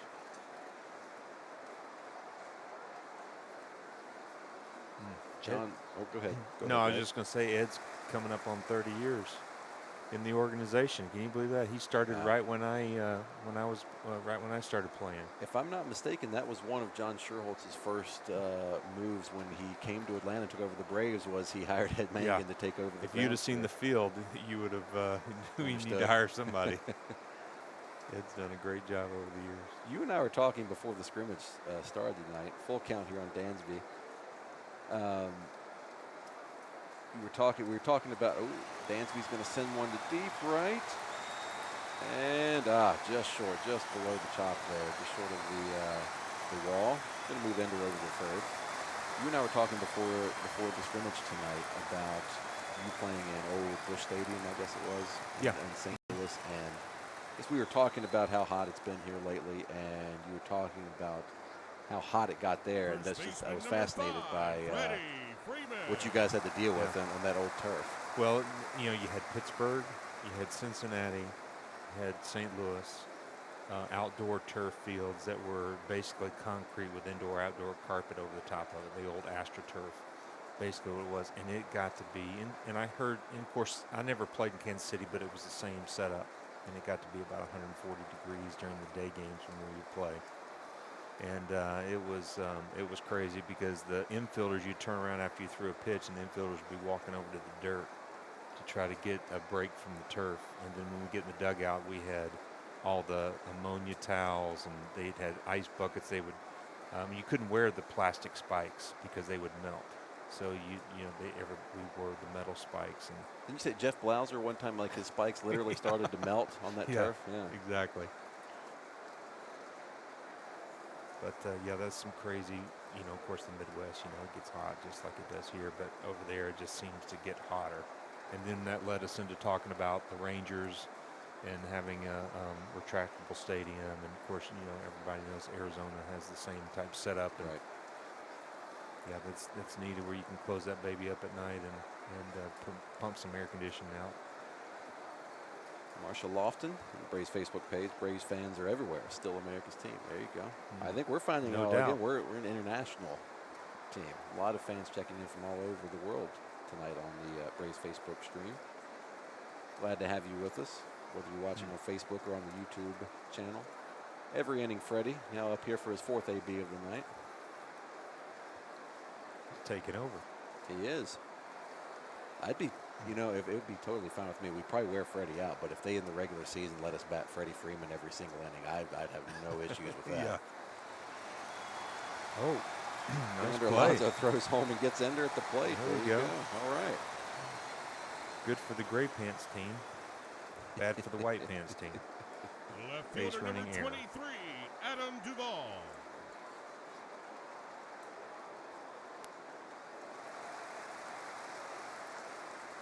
Again, tonight's just a simulated game, an intra-squad scrimmage. We're making sure everybody gets their work in, getting tuned up for the regular season, and a couple exhibition games with the Marlins here at Truist Park this week. A lot of the big pieces of the bullpen we're seeing pitch tonight, Greg. We've had Melanson, Chris Martin, Shane Green, Darren O'Day. And I saw Luke Jackson before the scrimmage walking out to the bullpen, so Yeah. I think we might see him tonight too. Yeah, I would imagine they'll pitch another game between now and opening day to get him ready. So it's a good move. Get him out there throwing. See how they bounce back. Throw one more time. Take a day or two off, and then be ready to roll. Good cut by Adam. 1-1 count on Adam Duvall. 2 outs here. The 4th inning. The Braves, Gray Pants Braves taking on the White Pants Braves. Had a couple of folks asking why are they all wearing the same tops. Well, that's a good question. But it is still just spring training. This is just a scrimmage, and these are their standard spring training tops. I mean, uniforms are typically for the fans. You know, it's not like they need to differentiate. So instead of making John Holland and Fred Stone wash more uniforms, they're just all the same. So they can just put them all in the same load. Matter of fact, I talked to Fred a little bit today, asked him how he was doing. He said he's tired. They're working hard. All these new protocols, they're having to work a little bit harder. So we give a shout out to them. They do a great job, and we really they did a great job when I played, and they've been doing it for many, many years. They sure do. Clubhouse staff, Bat Boys, they always work their tails off, but they're going to be working extra hard this year. A lot of new protocols that they're tasked with, and they're doing a great job so far. I know they'll do a great job all season, and certainly our hats off to them for their hard work. J.J. McGrew checking in from Eagle Point, Oregon. Oh, That was filthy right there. Blacked him out. Josh Palmer checking in from Findlay, Ohio. Go Braves. Hi, Josh. Good to see you. Max Berry tuning in from the UK. It's 1:25 a.m. Whoa. All right. Night owl. Like me, that's on my sleep schedule. I'm Is like he? I'm a 2 a.m. to 10 a.m. Really? sleeper. Yeah. Well, baseball season. That's, Oh, well, yeah, I that's work, right. I work each game, so That's true. I get home around midnight or so. Chill out for a little bit. Go to sleep around 2. Yeah, that's like, ball player's schedule. That's one of the few things that I share in common with professional athletes and major league ball players is my sleep schedule. It used to be you could go home and watch SportsCenter a little bit, get a recap of everything, but I don't think SportsCenter is the way to do it anymore. Now the information is too quick. Yeah. Now that was the only place you could hear about all the other teams. Right. And hear Chris Berman going back, back, back, back, back. That was, I've seen Chris Berman has been here at Truist Park to call some postseason series for ESPN Radio the last couple of years. His call of Ronald Acuna's grand slam in the 2018 NLDS it's vintage Chris Berman, and it's so great. It's one of my favorite calls I've had as a Braves fan that I've heard. Nothing for me tops the old days as a kid of Skip and Pete and Ernie and all those guys. But for a national broadcast and just the enthusiasm he still brings. Chris Berman, who's a legend, he's still bringing that enthusiasm. The Swami. Really great. Really great. Somebody asked, so what do you think, or what are your thoughts, Sean Newcomb, starter or reliever? Well, I think he's going to get that chance to start initially, and we'll see. I mean, I think he's earned that opportunity. He showed us last year what he can do as a reliever. He's not just an effective reliever; he can be a dominant reliever at times. But he's still young enough, and his stuff's good enough that I think he's earned one more shot at being a starter. What do you think? Charlie Culberson. Well, I hope he has. He definitely has the stuff to help us in the rotation. There's no reason why he shouldn't be, because even if he goes back to the bullpen, you still have now you got a hole in the rotation. So I think if he goes, it's a lot easier to find a hole in the bullpen than it would be a hole in the rotation. And Sean has the makeup for that position. It just depends on what has he learned from his mistakes. Is he going to be able to apply what he learned last year in the bullpen? And let's face it, the bullpen is not an easy spot to pitch in mentally, especially for a young guy. You never know when you're pitching, and you come in all different situations, and if you haven't done it, there's an art to it, just like starting. But if you've been groomed as a starter, and then all of a sudden you're throwing the bullpen. So I think that plays well because he had success going in the bullpen. He had success, so therefore he mentally made the adjustment. So hopefully now going back as a starter, he can apply some of that flexibility, that aggressiveness, and things that it took for him to be successful in the bullpen. He can apply that to the starting position. So I'm looking for some good things from him. But it's all going to be based upon, can he not shoot himself in the foot? I mean, because a lot of times he gets behind, he walks people, and that's where he gets in trouble. But when he stays ahead and he stays aggressive, and he's lights out, and he's really good. So hopefully he can do that for us, and he has a great year. Absolutely. Loving reading all the comments on Facebook. Justice Bartling, go Braves. From Sioux Falls, South Dakota. Eric Wise, South Mississippi is Braves country. I would agree with that. Timothy Skelton checking in from Tuscaloosa, Alabama. We won't talk about that. That is Tennessee Volunteers fan Greg McMichael with that comment. I shouldn't say fan, alum. I did pitch well down there, so, in Tuscaloosa? Yeah. When the Vols traveled down there, you pitched well. Okay. A shout out to my good buddy Mike Twardowski. He's the coach at Emory University, a former Crimson Tide. We were teammates in the minor leagues. He had a great career and good friend. We played some golf the other day, and we're always going back and forth between Tennessee and Alabama. And fielder Alex Jackson at the plate now. I know he thinks fondly of Tuscaloosa.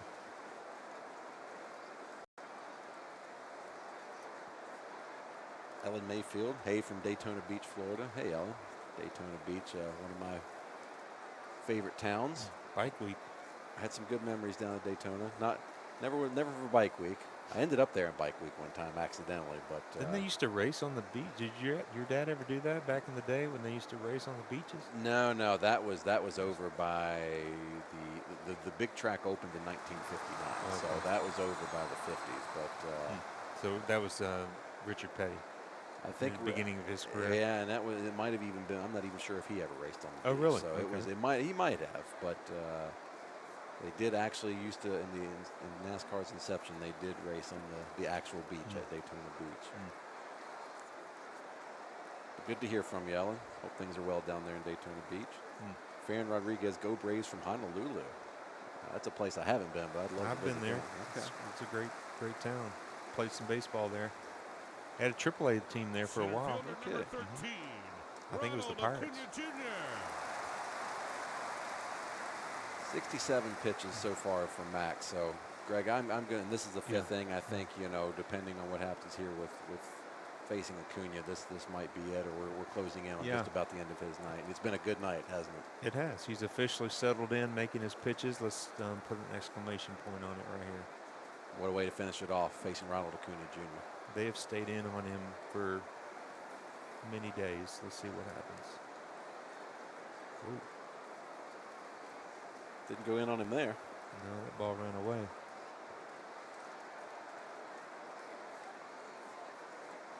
Shane Rasmussen checking in from Minnesota. Good to see you there, Shane. Matt Wade, Ocean Springs, Mississippi.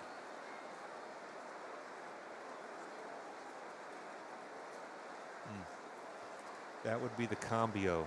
That's Spanish for changeup. Okay. That was a good one too. He was sitting dead red 1-0.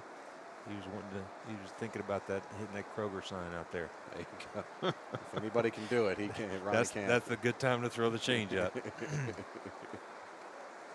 Jason Terry checking in from Muscle Shoals, Alabama. He knows our buddy town. Billy Reed out there. He might have. Yeah.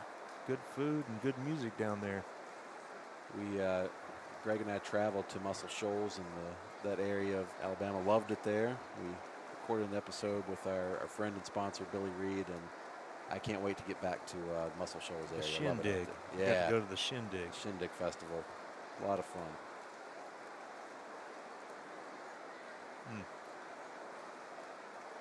Ronald's battling him. Yeah, we've talked about this in prior broadcasts this week with these scrimmages, and they're having fun, and this is just getting your work in and everything. But these guys are out there if you're on the mound or they're in the box, they're there to compete. And after the play's over, they're having some fun and they're jawing at each other. But make no mistake about it, these guys are competing. They want to beat each other, even in an intra-squad scrimmage. That's what I've told people all the time. If you want to know who the toughest competitors are, then just pick something to do. Go play ping pong. Go, play golf. Do whatever. It could be the dumbest things, but that competitive spirit comes out. And so this is no different. Everybody's got a job to do. It's a good swing. And Ronnie's going to get when he ducks a single into left field. Big turnover at first, but he'll stay. The setup shop there at first base. Looks like Max at 73 pitches. Looks like he'll face Ozzy Albies here, and we'll see how long they let him go. Again, they just did 5 innings. We're guessing with that 70-75 pitch range. I don't see anything different than I would in a major league game here. These guys are taking good swings. They're making good pitches. They're playing hard. They're running hard. They're rounding the bases just like Ronald did right there. They have one gear, and that is to play the game the way you're supposed to play it. That's what I would expect to see. I wouldn't see the guys just taking it half-hearted. Oh. The throw over to first gets away from Max, and it's going to go into left field. He bit it. Ronnie trips it. Okay, let's just go ahead and end this right now, boys. Let's not let this doesn't need to go on any further. I mean, I guess we can practice the rundown, but okay. After that, you got to have a rundown in a game. Yeah, but after Ronnie tripped and fell, I just wanted to see him bounce back up. I don't want to see. I don't need Ronald Acuna falling down. That's embarrassing pain. That's all that is. Okay. That's not real pain. All right. That's just like, I can't believe my feet fell out from underneath me. And again, it looks like the guys are continuing to jaw a little bit out there, have some fun with each other. That was the Benny Hill music should have been playing during that whole play. Hey, there's been times where you see all kinds of funny things that happen on ballpark. At the ballpark, and especially during a game. I don't care if you're big leaguers or little leaguers. There's some funny things that happen. That's for sure. I think I told you the time where I was pitching with the Mets, and Guy bunted on me. I came running in. My feet came out from under me, and I landed on my back. The very next pitch, the next batter, he bunted again. I ran in and did the same thing, ended up on my back, and I had 45,000 people laughing. What's that feel like, 45,000 people laughing at you? I was laughing too. I just I couldn't believe it. And I was the athlete. Didn't look like it. It's like, sharpen your spikes. Want to know the count on Ozzie? He had him reaching for that one. Good pitch. Ender's going to have to come running in. Looks like he's got it, though. Can of corn. Can of corn for Ender, and that's probably all for Max, and right on the nose. 75 pitches, 5 innings. Beautiful. Well, from what we've seen last night and tonight, Greg McMichael, I believe Mike Zaroka and Max Fried, 1 and 2 in our rotation, are ready for the 2020 regular season to start. Both of them looked tremendous. Zaroka was flat out dominant last night, and Max, you know, had to settle in after that first inning, but looked great the rest of the way tonight. Yeah, that's not unusual for starters, and we've talked about that. It's like Bryce Wilson getting warmed up out there. Is that who we've got? Yeah, getting sure ready in is. the bullpen. Yep, sure is. Love the State Farm bullpen can. Bryce has got some lettuce flowing out the back of the hat there. He's trying to keep up with Charlie and Dansby.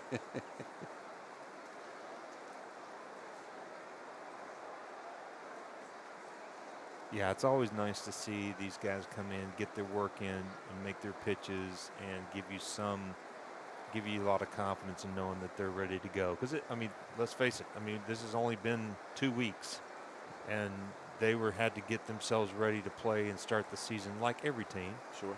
But to be able to see them in this type of form this early, because you never know what happened between when spring training got cut off to when now it's starting up with summer camp.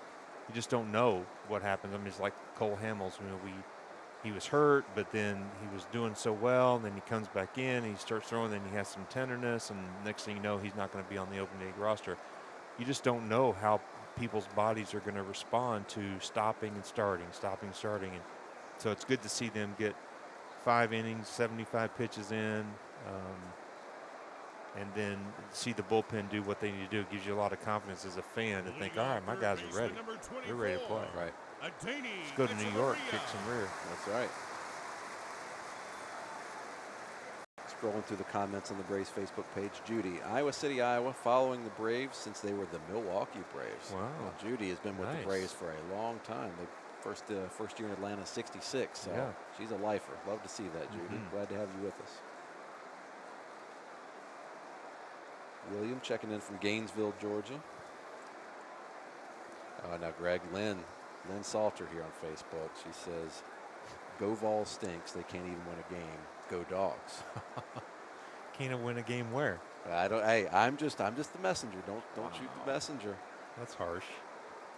I grew up in ACC country, so when I moved down here to Atlanta. I learned quickly that don't even bring it up. SEC is serious business down here. Not to even, don't even. There's no other 3-letter word than SEC. That's right. But Danny Echeverria grounds out. Charlie gets him. Short. Shane Green still on the mound. The catcher, Number number 25, first. Tyler Flowers. Tyler Flowers coming up now.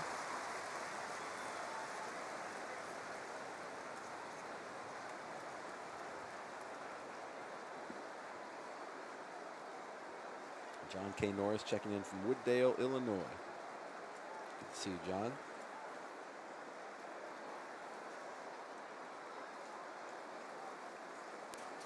Jerry Reed watching from Brownsburg, Indiana. Glad to have you with us there, Jerry. Man, how great is it that the week is finally here. Regular season baseball, 2020 season finally getting started. Braves will travel to New York this Friday, get the 2020 season started. Can't wait.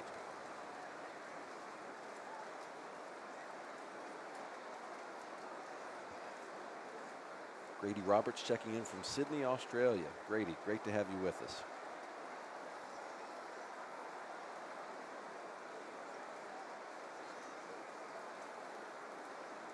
Want to know the count. Tyler Flowers. Shane Green. next pitch will be his 20th of tonight, so his night should just about be over.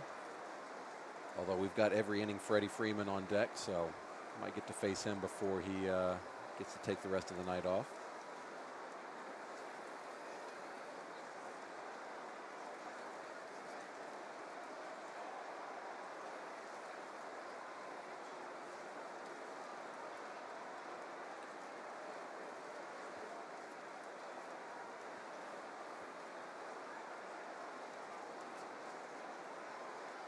Frank Raya, hello from Fort Pierce.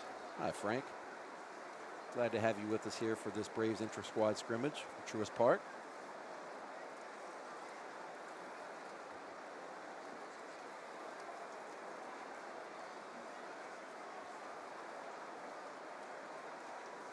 Barry Draper, ACC, SEC, it's all Braves country. Now that's probably the best approach to take, is what Barry just said there.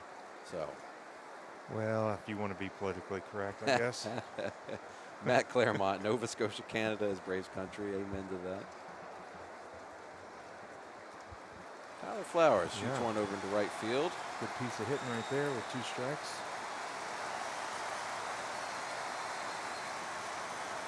Here he is, every inning Freddie. First baseman number 5, Freddie Freeman. This will be his fifth appearance at the plate tonight. Haven't finished his second scrimmage yet, and he's already up to around a dozen, Well, Greg. that's why they don't have a DH, because he's the DH and the first baseman. That's right. And as we said earlier, see, he's now snuck his way on the lineup, on the board here in the ballpark. He's now in the lineup twice, so we're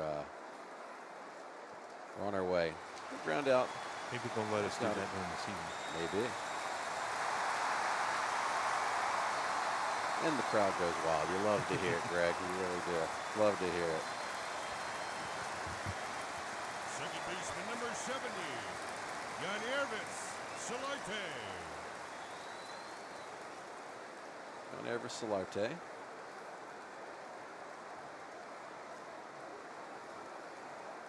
Veteran big leaguer. Trying out for a spot with the 2020 Braves.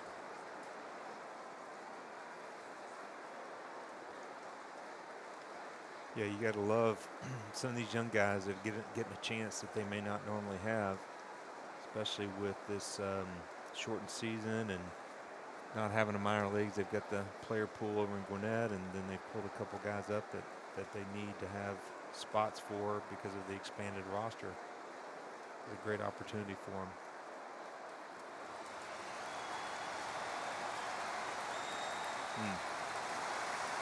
Acuna Jr. Nice running catch there, left center field. Hat comes flying off, as it is apt to do with him and Ozzie sometimes, and he throws. Lucky fan. Ronald Acuna throws the ball to a lucky seat. Somebody at some point will get that souvenir. That was pretty good. Well, Greg, what do you? What of these scrimmages we've worked so far? Is there anything that stands out to you that you're most excited about, or just anything? I mean, this is all new for us. This summer camp, this spring training 2.0. I mean, whatever you want to call it, this is a new concept and a new experience for all of us. So, what these few scrimmages you and I have worked, what stood out to you so far? I think overall, really not. I didn't really know what to expect from the condition of the players, what they were going to be. You know, what they were going to, are they going to be really rusty? Just didn't have really an expectation, wasn't sure, but it's been pleasantly surprised to see how sharp the pitchers are. And looks like the players are moving freely. I mean, they're running, they're moving well. And again, out there, it looks like there's some good swings. Obviously, they need more. I think they're going to need more time to work themselves into the season. From a hitting standpoint, I think it's a little tougher than the pitchers. You know, the pitchers may be not throwing as much, meaning they may only have to get ready for 1 inning or 2 innings. That's easier to do than have a hitter get ready to take 4 bats and play the field and all that kind of stuff. So I think we'll probably see this like we do early spring training, where the pitchers are a little bit more ahead of the hitters. So that's kind of what I anticipate, but I really wasn't sure what to expect from the pitchers who They got ready, and then all of a sudden they got shut down, and they had to crank it back up again. And then I was very surprised about the guys going 5 innings so soon, 5-6 innings. I thought they may start out with 3 and then they go to 5. So I was probably the most pleasantly surprised with that. Yeah, I think we've touched on that a little bit in some of the earlier scrimmages we've worked here. Is that these guys? It showed and it's evident that they weren't just sitting around during the break over the last couple of months. They were still getting their work in and staying prepared physically for the season whenever it started, and that has showed as they've shown up to camp, and here they are up to 5 innings. At least their first couple starters in the rotation up to 5 innings as the season will get kicked off in a few days. Yeah, and I think our 1, 2, and 3 spots in the rotation are solid. I just want to see a couple of these young guys, because we know that Cole Hamels is not going to be ready for the beginning of the season. I want to see a couple of these young guys step up, and I want to see either Newcomb or Bryce 16, Wilson, or somebody else, to see them step in there and take one of those last 2 spots in the rotation. So there's an opportunity there for him, because you just don't know. And Tukey's right there too. Tukey may be one of those guys, but he's been out for a couple weeks, even though he kept throwing. So I'm not sure if he's being considered for that, but we know this young man probably is, and we know that Sean Newcomb is too as well. Sure. Yeah, you and I both. Bryce Wilson's major league debut in Pittsburgh looked so great. I believe that was late 2018, if I'm not mistaken. Yep. And you and I both have been pretty high on him ever since then. And he's a guy. He's still very young, still just trying to find his spot on the big league team. But we know that the stuff and the talent is there for Bryce. For sure. I just liked how he came in with a lot of confidence, and he just all his pitches, he was in command of them. Didn't see that last year. I don't know if it was the role that he played or there were some different circumstances going on with him, but that first couple of outings that he had were pretty impressive. Ricky Mast, Greg McMichael of the Behind the Braves presented by Billy Reed podcast, joining you here tonight for this Intrasquad Atlanta Braves scrimmage. Greg, David Neal from Centennial, Colorado has a question for you. So I remember your contributions to the Braves back when. I always wondered what your pitch was that made you so successful. I know you had a funky delivery and hit the ball well too. What was it, and did you try to teach it to any other Braves? So I threw a circle change, but what made my pitch unique is that I would throw it both ways. So I could make it cut away to a righty, and I could make it go away or run and go away to a lefty. I could throw it hard, I could throw it soft. So it was multiple pitches, but it was more what you would consider. It could be a screwball or it could be kind of a curveball. So there were different things that made it. And I was a one pitch type of guy, even though I threw a sinker and I threw a slider, but my out pitch, which you need to have at least one out pitch if you're going to pitch in relief, because you've got to have something you can go to. That was my out pitch. But that's how I got paid and why I pitched as long as I did. There were other guys that threw it. Greg Maddox threw one. Tom Glavine threw one. But they had several pitches that they could go to. Travis d'Arnaud, fly out to left. I'm still getting my eyes adjusted here, Greg. Off the bat, I thought that one was a little deeper than that, but well, I think he was a little nervous because Bryce introduced himself with a pretty hard fastball right up underneath his chin. So I think it maybe unnerved him a little bit. Yeah, maybe he wasn't able to hit that one as hard as he wanted. Sometimes you got to introduce yourself to your teammates. Sure. Did you ever introduce yourself to a teammate like that? I can't remember. Marcell Ozuna playing left tonight. Big cut at it as he grounds it out to Wash over, and Wash says, gives the foul ball, lets everybody know that's a foul, and then he's got it. Marcell never gets cheated either. No. He's got a pretty healthy hack. Wash never gets cheated of having any fun over there at third either.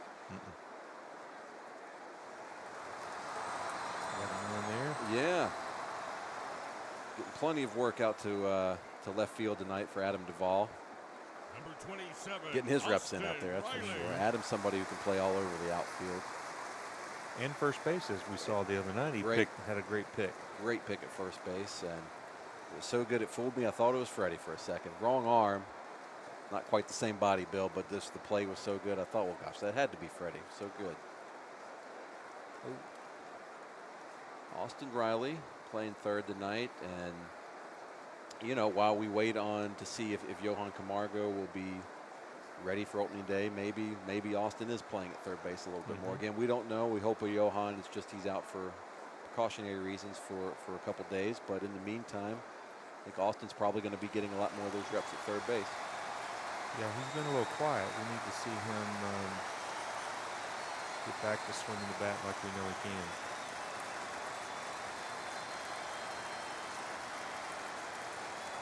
Steve Porter. How about a mention for my kids in the room, Steve and Amy Porter. Hi, Steve and Amy. Good to have you with us here on the Braves Facebook page. Bobby Gibby checking in from Phoenix City, Alabama. Nice. All right. Go through there on the way to Destin. All right, now Martha Benton has a birthday shout out here. She says, happy birthday to Linda in Marietta. Happy birthday, Linda. Yeah, happy birthday, Linda. Oh, look at the Truist sign. That's cool. Yeah, looking for, I know you guys can't see it on your monitor at home, but when we're able to welcome you all back to Truist Park at some point, the new Truist Park signage over top of Braves Vision, the big giant screen out there in the outfield, it changes colors, and man, it is really something to see. And looking forward to being able to have you all back out the ballpark to see it, because it is quite a sight. Well, we've just had a lot of former Behind the Braves guests in this game tonight, and the next pitcher is another one of our favorites, and that's number 77, Luke Jackson, out there on the mound. Going to get an inning of work in. Again, I think obviously what we've seen tonight is all of the guys that we know are going to be in that bullpen come opening day have all pitched tonight. That's for sure. You know, I got to watch Luke on Twitch when he was doing the MLB show, right? He was playing against Carpenter for the Cardinals. Luke played. We definitely need to give Luke a shout out for that. Yeah. If you weren't following along, maybe you heard about it, maybe you didn't. But back in April and May, I believe it was, MLB organized a players tournament for MLB The Show, the video game. And each team, all 30 teams, had a player rep, and they live streamed themselves playing against each other, and it was a tournament. And Luke was absolutely fantastic. He was so entertaining. Some of those clips, actually, if you follow the Braves on TikTok, some of those clips are there, or they were on the Braves Twitter page a couple months ago now. But some of those clips of Luke playing, and he did a great job, and he got better. He's fun. He's a big gamer. That's one of his hobbies, but he was not. MLB The Show, he plays baseball for a living. So baseball video games wasn't something he'd been familiar with, but he's like, yeah, I'll do it. I'll be our player rep, and he was great. He had a lot of fun with it. Yeah, I think he actually brought in, he was using our relievers, right? Right. And which was kind of fun because he brought in, I was trying to think who it was at the time, because Carpenter, you know, I think he ended up beating him that game, but I think he lost the next one. But he did do a good job. It was very entertaining. He had some crazy outfits. Had one, I'm not sure what the outfit was. It reminded me a little bit of like if you're an old Nintendo player from back in the day, like me, like Bowser on Super Mario or something. I had like some spikes and stuff. That's not what it was, but that's kind of what it reminded me of. And what was so funny is he was just there having fun, interacting with folks in the comments. And then a couple of close games, he had one game that ended on a play at the plate where he was using himself on the mound in the video game. And I believe he gave up a hit. Ronald Acuna gets the ball and throws it to the plate in the video game, and that was the last out of the game. And man, Luke just loses it. I mean, we're talking about that thing of like being a competitor. Just give you anything. You can go play ping pong, play a game, whatever. He was having fun, and then the game got close, and it came down to a big play to end the game, and he jumped up and was yelling. He goes, "Ronnie bails me out, saves me again." Good. Yeah, Luke did a great job. Great guy, great personality. Love him. And you know, before the front office went out and bolstered the bullpen in the middle of last season, Luke really stepped into a role that he was not expected to have to fill, and did a great job for the first half of last year filling the closer's role. That was a great pitch to Contreras right there. He was 3-0 and Contreras fell down swinging so hard on that 3-0 pitch, and now he's to 3-2. All the way back. There we go. Wow, that's a great piece of pitching right there.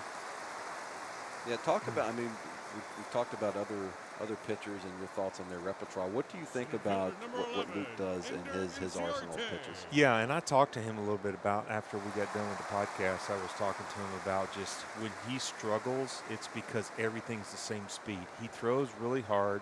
He has a very hard breaking ball, and he needs to create some depth or some variance in his speed.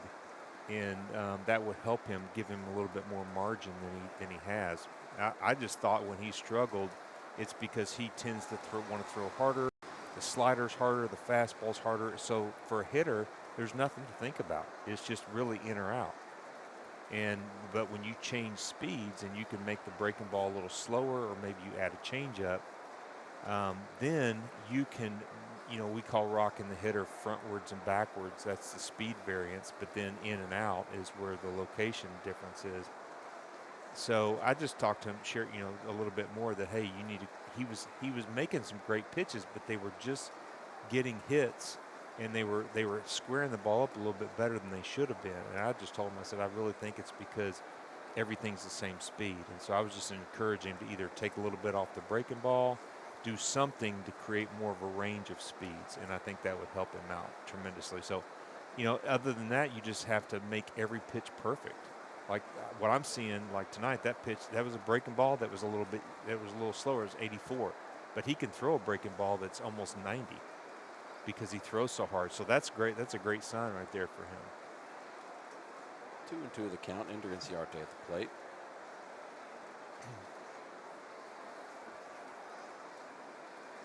Luke had it looked like he had I believe he's trimmed up the beard a little bit. I think a few days ago he was rocking a pretty frothy looking beard there, but I believe he's trimmed it up a little bit. Got the hair, the beard. Still got the hair there.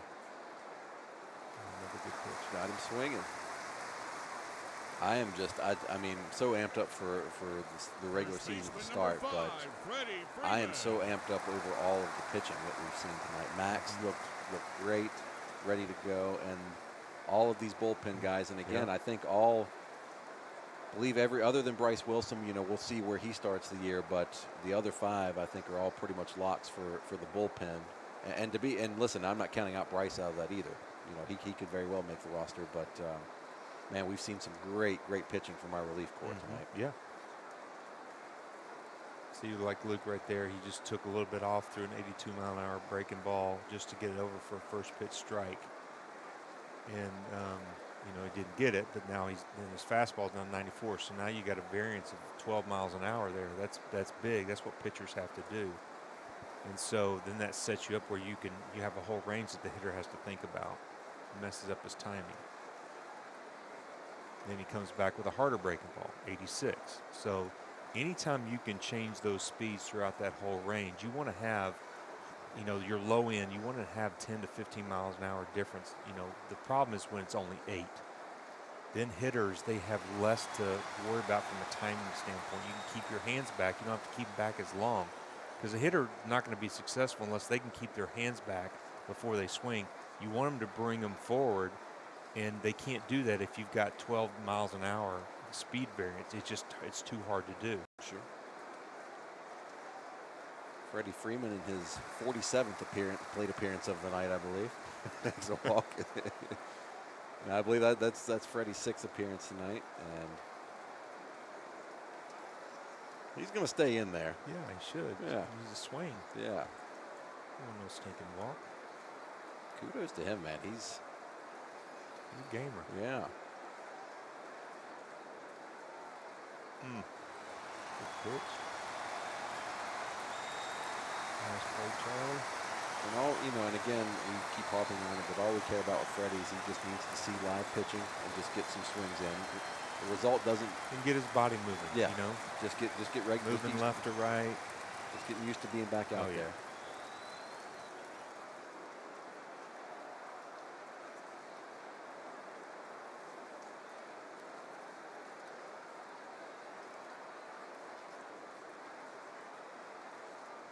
We got the grounds crew cleaning it up out there, making it smooth again for the players. It's always a nice little benefit. Seth here on Brace Facebook, I like this comment.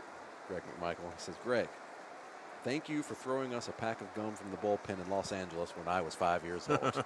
There you go. Sweet. Did you, is that something you regularly throw gum or souvenirs to the fans? Okay.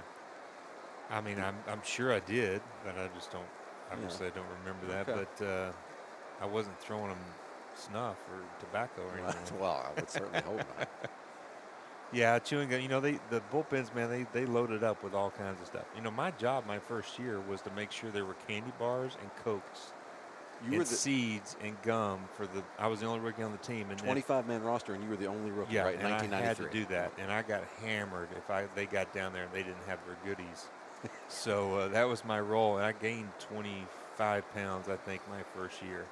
Really? Because I was eating Heath bar. I mean, think about it. You're in the minor leagues. You're getting nothing, right? I mean, with peanut butter and jelly sandwiches at the ballpark, if you're lucky. And you get, $10 a day to eat on. So if you did eat, it was McDonald's or Wendy's. So then you get to the big leagues and you get the clubhouse, and they have food catered in right when you get there. So there's food there, whatever you want, before you go to BP. When you come back from BP, there's new food. After the game, there's a whole spread. You go back to the hotel, and if it's a flight day, you get on the plane and they've got a whole spread. You want chicken or steak, and then you get to the hotel and you think, oh well, I'll just order a pizza. I'll get room service, and it's just like this unending. You go from getting $10 a day to it was close to $70 at that time a day to eat on, and it's just like a kid in a candy store. I mean, and I just I ballooned up and I thought, man, this is great, but after a while, you just thought, okay, I need to slow down a little bit. But it didn't help being the candy guy that had to bring all the stuff to the bullpen. How long did it take until you were no longer the only rookie on the team? And how happy were you when another the next year? Because up? Then Klesko and Javi and those guys showed up. Chipper, they came. Oh, Yonder Alonso. A bomb right to the Braves bullpen, bounces up into the water feature out there in center field. Yonder showing why he was added to the Major League roster. 0-2 home run. That's a tough count. Got some pop. Good job, Yonder.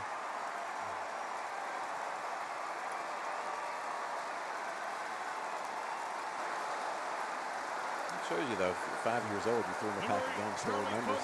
That's an impact you can have, even just with a pack of gum, That's a good games in LA. Good games. It was back on the Piazza days. Charlie Clutch. Back up at the plate now.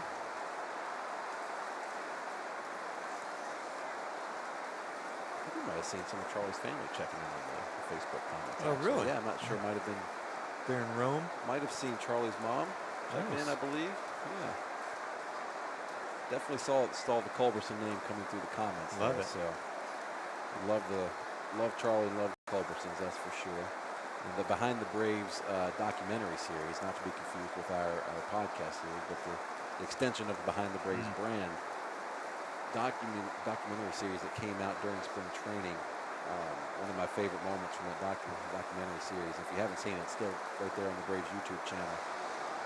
Charlie and how baseball is a family passion for him, and that he was out there staying ready with his dad, helping. His wife was out there, and all on the field getting him ready for the season. The kids are out there.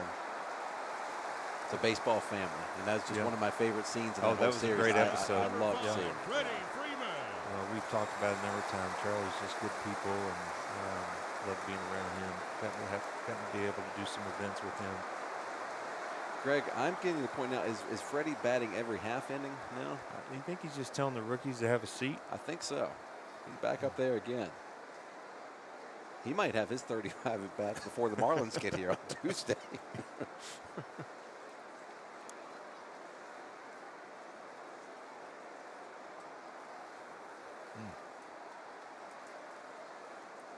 Reminds me of some of the charity events that we do when we bring out some of the alumni. Like, who wants to bat next? No, go ahead. You can hit. You hit, I'll get the next time around. That's right. Anybody want to hit? No, go ahead. Jake Barton asks another question for the Behind the Braves crew, and I'm going to throw it directly to Greg McMichael because he's the expert here. Is the four-seam fastball still the most effective pitch in baseball? If not, what pitch is? That depends, doesn't it? But your best pitch and the pitch in baseball is the one that's best for you. So if you can throw a four-seam fastball and ride it up, and John Smoltz was a great example of that. Mark Wohlers. Guys that throw hard and they can pitch up in the zone, then it's a great pitch. The problem with, you've seen a lot of young pitchers trying to do that nowadays. The problem is that where that ball has to get to, it seems like it's either a strikeout, it's either a strike or a ball, and it's just the hitter. Yes, he can't. It's harder for him to hit that, but it just seemed like there's a lot of room for error with that ball. And when guys their whole careers have not been taught to do that, to pitch there's a lot more zones to throw the ball than just that one spot. But you see a lot of guys, it's kind of like the new thing. Okay, let's try to hit this spot because the batter, they're hitting 137 with this pitch right here. Well, the problem is it's hard to execute that pitch because it could be a ball, it could be a home run, it could be a strikeout. But you have to have that. You have to be that style of pitcher. So I think if you look at like Mike Zaroka, if you try to make him become that type of pitcher, you're going to have him doing something that's not good for him because he has a hard sinker and a slider. So why would you make him into a four-seam, fastball pitcher just because the hitters can't hit that? I would say that he's going to be long-term better off going to his strength than to try to make him into something just because the numbers say that's a tough pitch to hit. I know there's been a lot of talk about it. It's just like velocity. There's a lot of talk about velocity. But if you're not a high-velocity guy, don't try to pitch like one.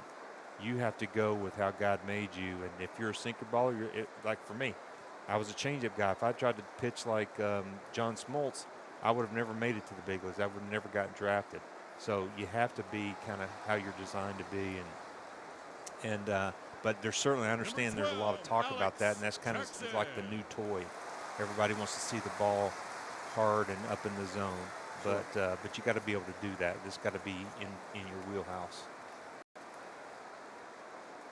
Alex Jackson steps in, playing right field tonight. Austin Bice on the Braves Facebook page asks, do you guys see Bryce, as in Bryce Wilson, better as a relief guy or starter? Well, I will say this, with the 30-man roster to start the season, and our starters are stretched out to, we know, 5 innings at this point, 75 pitches, but still probably not completely stretched out as you would be for a normal or a standard regular season, if you will. Bryce is one of those guys that I could see. We keep hearing the term piggyback a lot. So to start out the year, we could have guys, you could have Mike Zaroka going 5 or 6 innings, and then somebody is out there in that bullpen strictly to come in and pitch for a couple innings after him.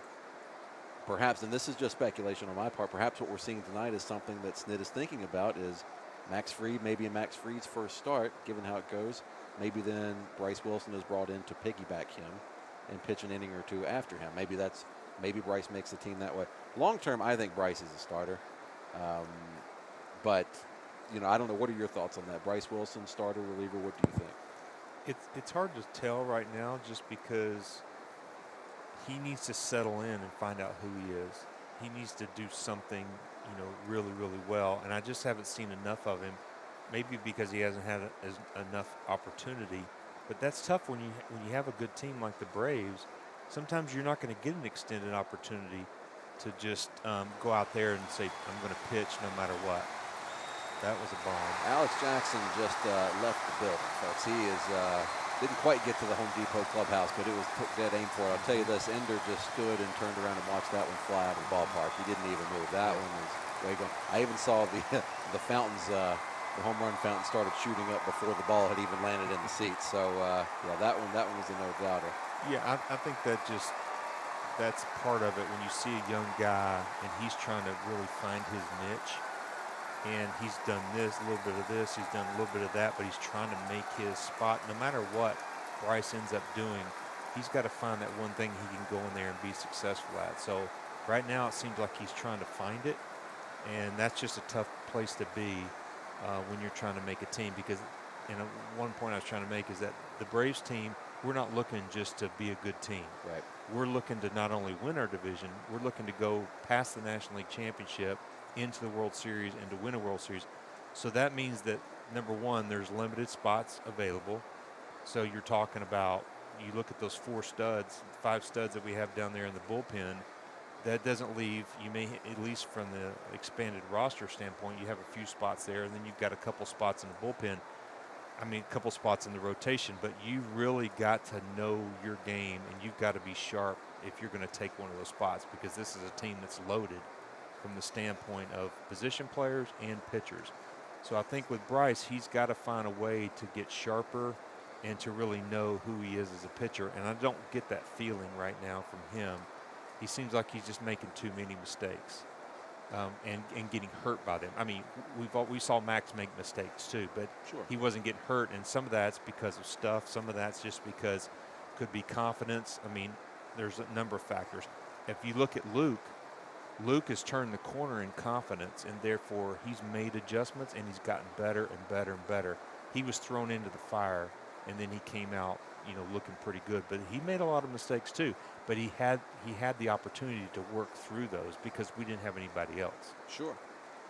And even with a guy like Max Fried, who I believe he made his debut in 2017. I don't have it in front of me, but I believe that's when he came up. And then he kind of had that same deal where you get called up, you get sent back down, you get maybe pitch an inning or two here, maybe get a spot start here and there somewhere. And that's just that's a hard way to establish yourself. But now, getting the experience is necessary, but it can be a process, and it can take time, and you got to wait for your right opportunity for you to be able to establish yourself in what role are you going to be most successful in, which one is it going to be. Well, and I think that's why we got excited about Sean Newcomb this past year, is because he had, I would have said the same thing about him the year before, where he had, he had some glimpses of some greatness, but for the most part he was inconsistent. Then he comes out and he's pitching in the bullpen, and he looked like he found his niche. He looked like that he was confident.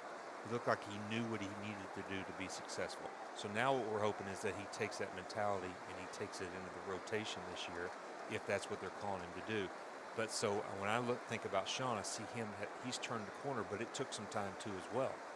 And Bryce just needs, whether you want to call it seasoning or a little bit more experience or a little bit more just time being able to pitch. It's just hard on a team like this who you're looking this team to win and win now, and you're not looking to develop guys and give them an opportunity to develop during the game. Yeah, the World Series window is open. It's now for this team, and it should be for hopefully many years to come, but certainly for at least a few years to come. And that's now, and it's the best 30 man. I was about to say out of habit, the best 25. That's who's headed with you to New York for opening day. But this year, the best 30 are headed with them to New York, and we'll just see. We'll see if Bryce makes one of those And that's spots. the biggest thing that reminds me of the teams that I played on in the 90s. If I hadn't been completely polished when I got to the big leagues, I would have never gotten here because there was only one spot open on the team on the pitching staff. So they weren't bringing guys up to develop them because you had to come in behind Maddox, you had to come in behind Glavine, you had to come in behind Smoltz. And so you had to know your stuff, and you had to know what you needed to do to be successful. So that reminds me of this team now, because we're looking for people to plug those holes that already, and that's why you think about Chris Russin, or you think about guys that have already had success, or they've already been up to big leagues for 3, 4, 5 years, and they're looking for a veteran type or have enough experience to fill those holes. I've got the answer to my question, Greg. Freddie Freeman is indeed batting every half inning now. It might just be he bats every 3 minutes now. He might not even be going by the inning. He must feel good. He must. He's definitely getting his money's worth.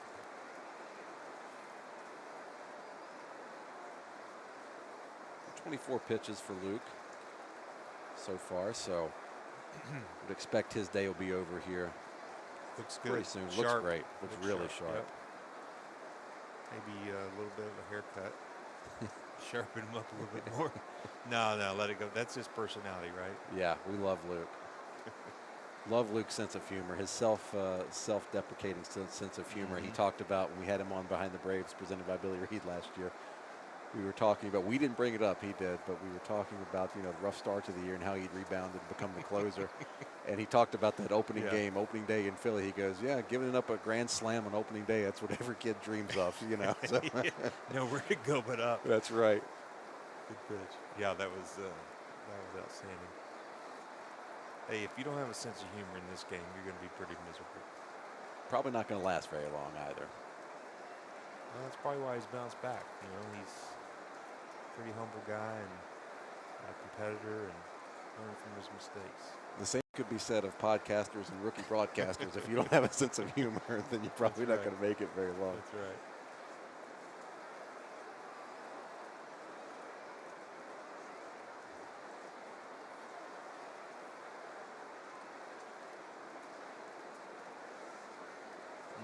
Another good pitch. Little loop.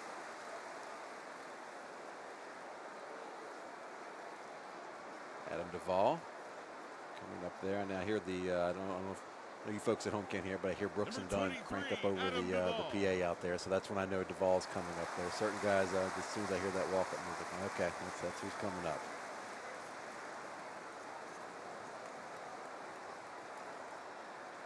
I talked to Freddie sometime about changing his walk-up music back to, for a while there, it was Pony by Genuine, and that was, I need to talk to him about possibly changing that back over. That was always my favorite walk-up of his, yeah.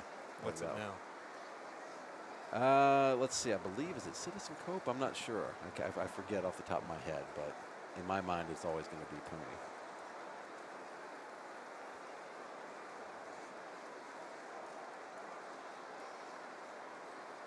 Luke getting a lot of work tonight. 31 pitches, second inning of work. But hey, the way he's pitching, why not? That's right. Well, I mean, if you think about the bullpen, he is the middle guy right now. Right, that's true. I mean, this is what he's going to be asked to do, 2-3 innings. If the starter goes, think about the starter goes 5 innings, he goes to 6th and 7th, and then you're flip-flopping those 4 guys out there between the 8th and 9th because, you know, they can't all pitch every night. So Luke's going to have a vital role if the starters, you know, go 5 innings, which early on the season you would expect that would happen. And Duvall knocks one out the center. We've got Ronnie out there to garner it in. Lucky fan gets another ball from Ronald. Another souvenir up there in left center. Through that in the Acme Bell Barn section. It looks like Bryce Wilson, he's going to get another inning of work out there. Good.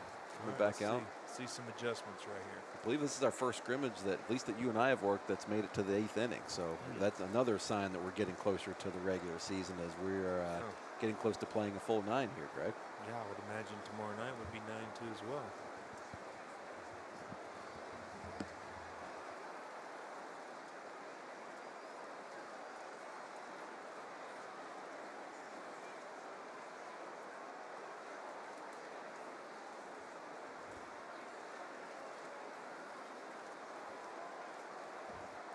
Well, let there be no doubt. I think as long as everything goes according to plan, I believe Freddie will be ready for Friday. I saw some folks commenting, yeah, he's batting every 3 minutes now. I think he's I think you'd have a hard time keeping him out of that lineup on Friday. The most at bats in one game. I think he's got it by now. I think Ronald is going to go for the dirtiest uniform tonight. After his slide between 2nd and 3rd. Hey, you've said it a number of times. There's no off switch for Ronnie. He's going hard the whole game, all 9 innings. His feet didn't catch up with his brain. It's rare where there's a night that you see during the regular season where Ozzie and Ronnie come off the field and don't have dirt all over their pants. So Dansby in that category too, I think.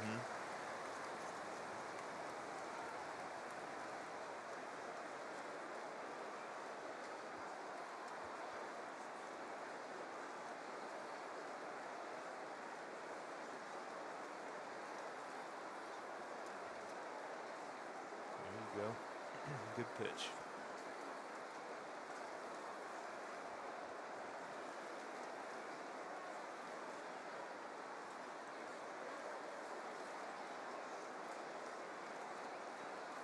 Like Snit and Walt Weiss have decided they're ready to stand up and stretch out the legs for a little bit behind home plate.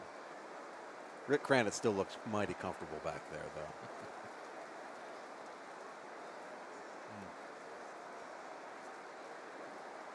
1-2 the count. Arnold Acuna Jr. Whoever the fan was earlier that said they've got him pegged at 21 homers for the season. I like that call. I could see it. Probably lead the league with that number. I guess no more experimenting with his position in the batting order. He's going to stay at first. I think he's going to stay at leadoff for good. Yeah, I don't see that changing anytime soon. Again, I don't see that top three in this Rays lineup. I don't see that top three changing at all anytime soon. I think those Second are baseman probably going to number be 1, close to 4 spots. That seems to be, folks I've talked to and from all I've heard, that seems to be the predominant thought that he'll plug him at 4. I believe that's what we had Jeff Francoeur on behind the Braves a few weeks ago. But I think that's how he said he would construct the lineup, and I think that's right. I mean, that's what you signed him for. You signed him to be the cleanup hitter, to deliver souvenirs to the seats. I think then the question would be: are you going to put Ender at 5, or are you going to put someone like Riley or Camargo at 5? Yeah, I think we could see Riley in there. I wouldn't count out maybe Travis d'Arnaud in there on occasion. And then it just all comes back to who's playing on what night. Is Adam Duvall? If he's playing, maybe he's somebody you slot in at 5. I think Dansby is somebody. I feel like Dansby probably still down around the 8th, and I think he looked good there. 7th hole was his 7th, 8th, yeah. I think he'll be down there. It's going to be interesting, and I don't know that. I don't know how often there's so many options for Snit here, and he can mix and match and lefty righty. Yeah, that's right. That past those top 4. I don't know how much. I don't want to say consistency. I think we'll see some mixing and matching on a nightly basis, and like we've talked about before, going with the hot hand. Right. And that could affect who's going to be plugged in where on any given night. Yeah. Well, and if you have Ozuna in there as the DH, and you've got Adam in left, and there's your 4 and 5 hitter. And there's your 4 and 5. Yeah. And you've got and if d'Arnaud's catching, you got him at 6, or you flip flop him, Adam between 5 and 6.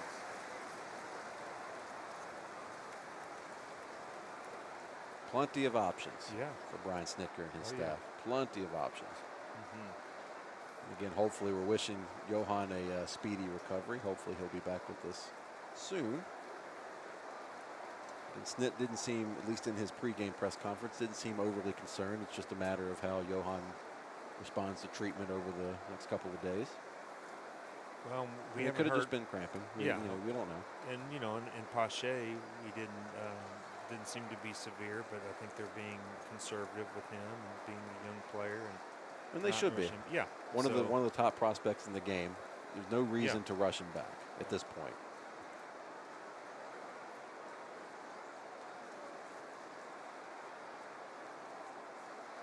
Looks like we got somebody new coming in from the bullpen, Greg. I love it when they're always bringing their little backpacks in. Yeah, everybody's got to bring in their own equipment, their own materials, own balls, and own rosin bags, the whole deal this year. Their own wet rag. That's right.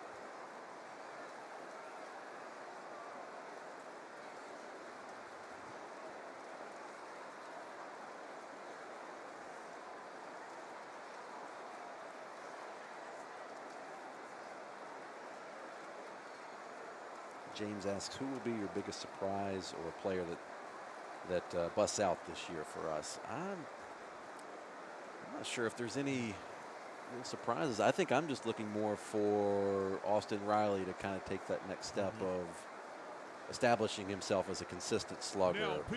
Or a guy like Newcomb. A guy like Newcomb, sure. I think we want to see Camargo or Riley take the reins, take over the position. Right. With Josh here last year, they couldn't do that.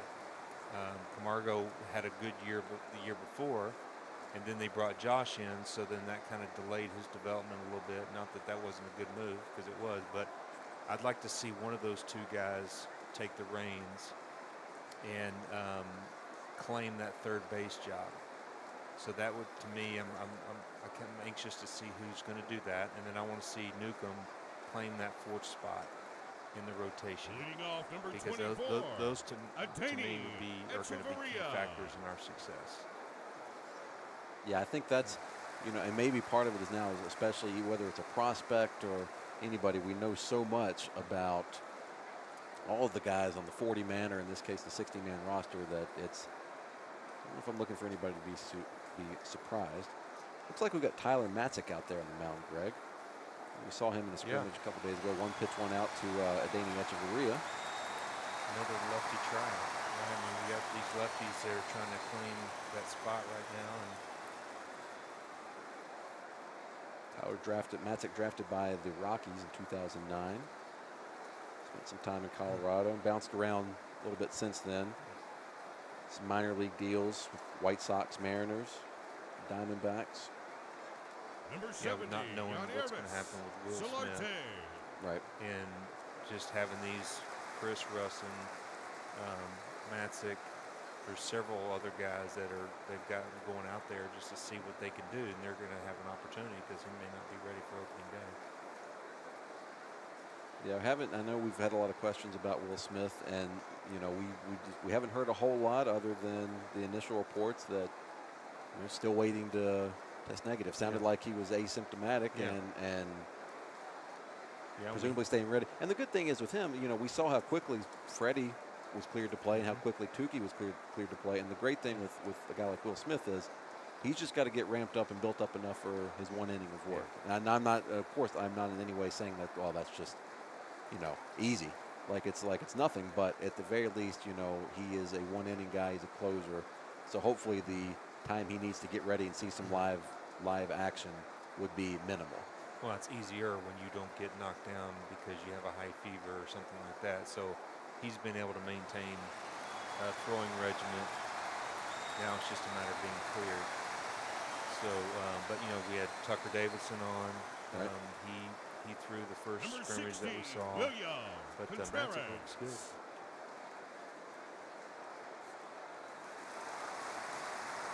He spent some time in independent ball too, Greg. Yeah, that'll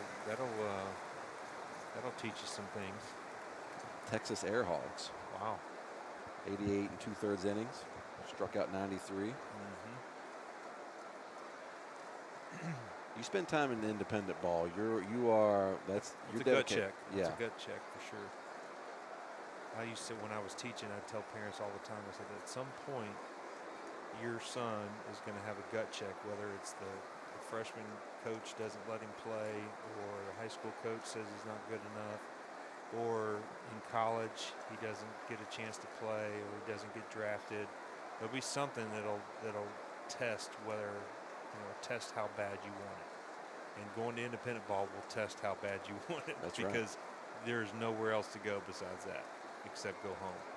So if you can work your way out of independent ball, then you're showing me something.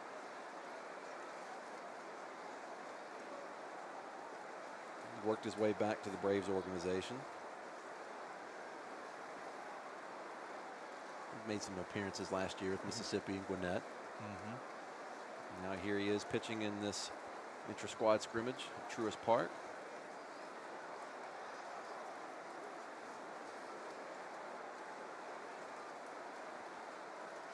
Greg McMichael, Ricky Mast joining you here of Behind the Braves, presented by Billy Reed.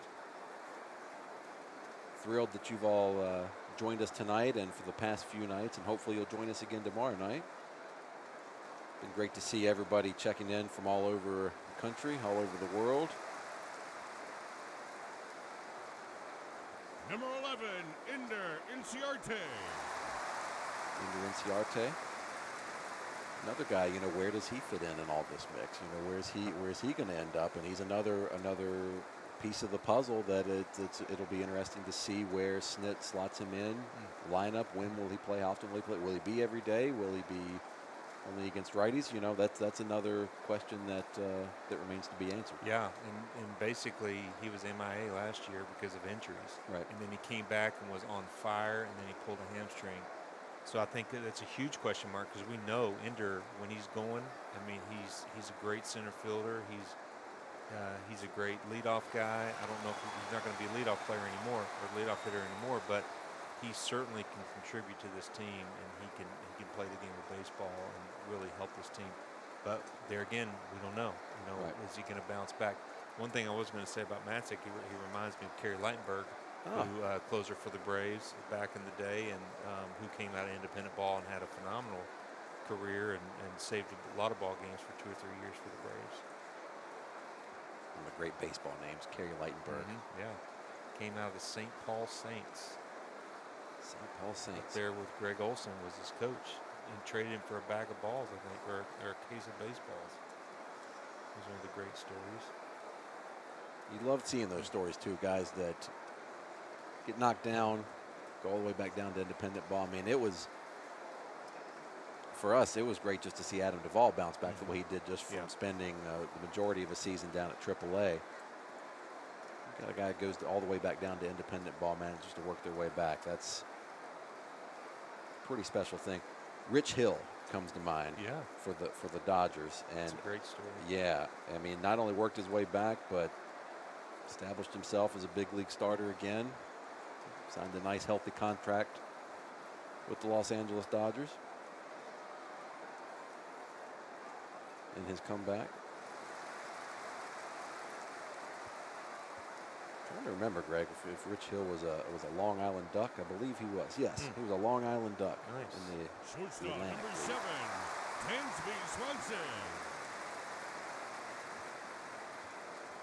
Dansby Swanson checking in. They've got, I think this might be a Freddie. I wonder if Freddie's finally done for the night. He finally got done batting every couple of minutes. He's going to let somebody else play? They might let somebody else take a couple swings here. I'm starting to feel not normal because I haven't seen Freddie bat in more than 5 minutes. So.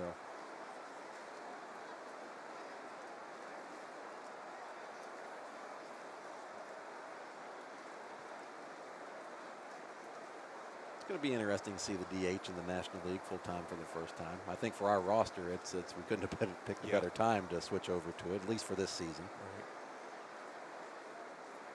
Yeah, I don't know how I feel about that. I hit that one pretty good. Yeah, I believe they're just going to turn and watch that one. Oh, Yeah, I see it. just off the wall and left. Nice swing from Dansby. Going to plate a couple of runs. I'm pitching the tip. Yeah. Yeah, he played that like it was going out. It was off the wall. I mean, come on. I feel like it might have just hit right at the 375 marker there, just beside, parallel to the visitors' bullpen here at Truist Park.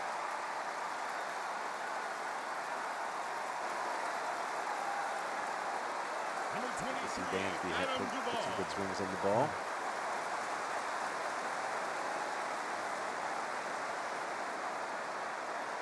I would have been expecting Andrew to catch that if I was pitching. Well, Or Otis. were there any fly balls that you didn't expect Yeah, Andrew I Jones know. to catch? That's right. Was that your best friend? Was that a relief pitcher or any pitcher's best friend in the 90s, early 2000s was having Andrew Jones running center The field? reason why it was so good is because they played right behind second base, and they got everything over their head. So, I always got hurt with the little dinks and dunks behind the bases, and so you get a guy like Marquise and they would play shallow, then that made all the world of difference for me. Adam Duvall, the base hit to right, going to score Dansby.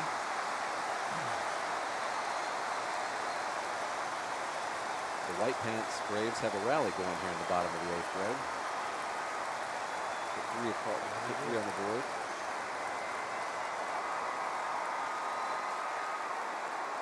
Number 24, Danny Echeverria. Face Tyler Matzik.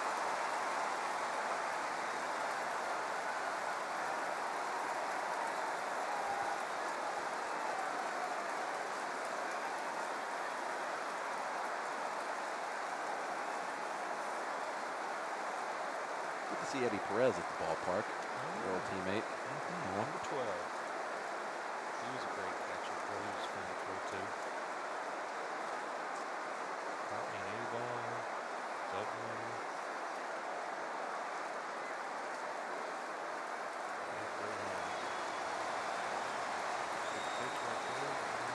So they need to round out shortstop and be off for the 8th inning of tonight's scrimmage. And we'll see if we're going to go a full 9 here, Greg.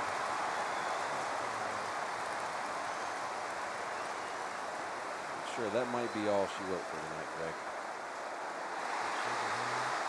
Umpires are walking off the field. Back into the house. All right. This was fun. Yeah, Again. yeah. It was a lot of fun. And And get spoiled. Have to go back to our real jobs. I know. Well, we certainly thank you all for joining us here, whether you're watching on the Braves YouTube channel or Braves Facebook. We've had a great time interacting with you, and we'll do it again tomorrow night. One more for us until the Marlins come to town for a couple exhibition games. And, yeah, can't wait. Baseball, it's finally back, and we're so excited to get started. So, and if you haven't done so already, check us out, Behind the Braves, presented by Billy Reed, wherever you get your podcasts. Greg McMichael, Ricky Mast. Now that the season's back, we're going to be pumping out new episodes as often as we can. Check out our latest episode with Kelly Crowley. I think we're going to have a great time getting to know her as we did. So, well, Greg, I'll tell you what, I'll meet you here same time tomorrow night. We'll do it again tomorrow. Sound good? Sounds good. All right. Thanks, everybody, for joining us, and we'll see you tomorrow.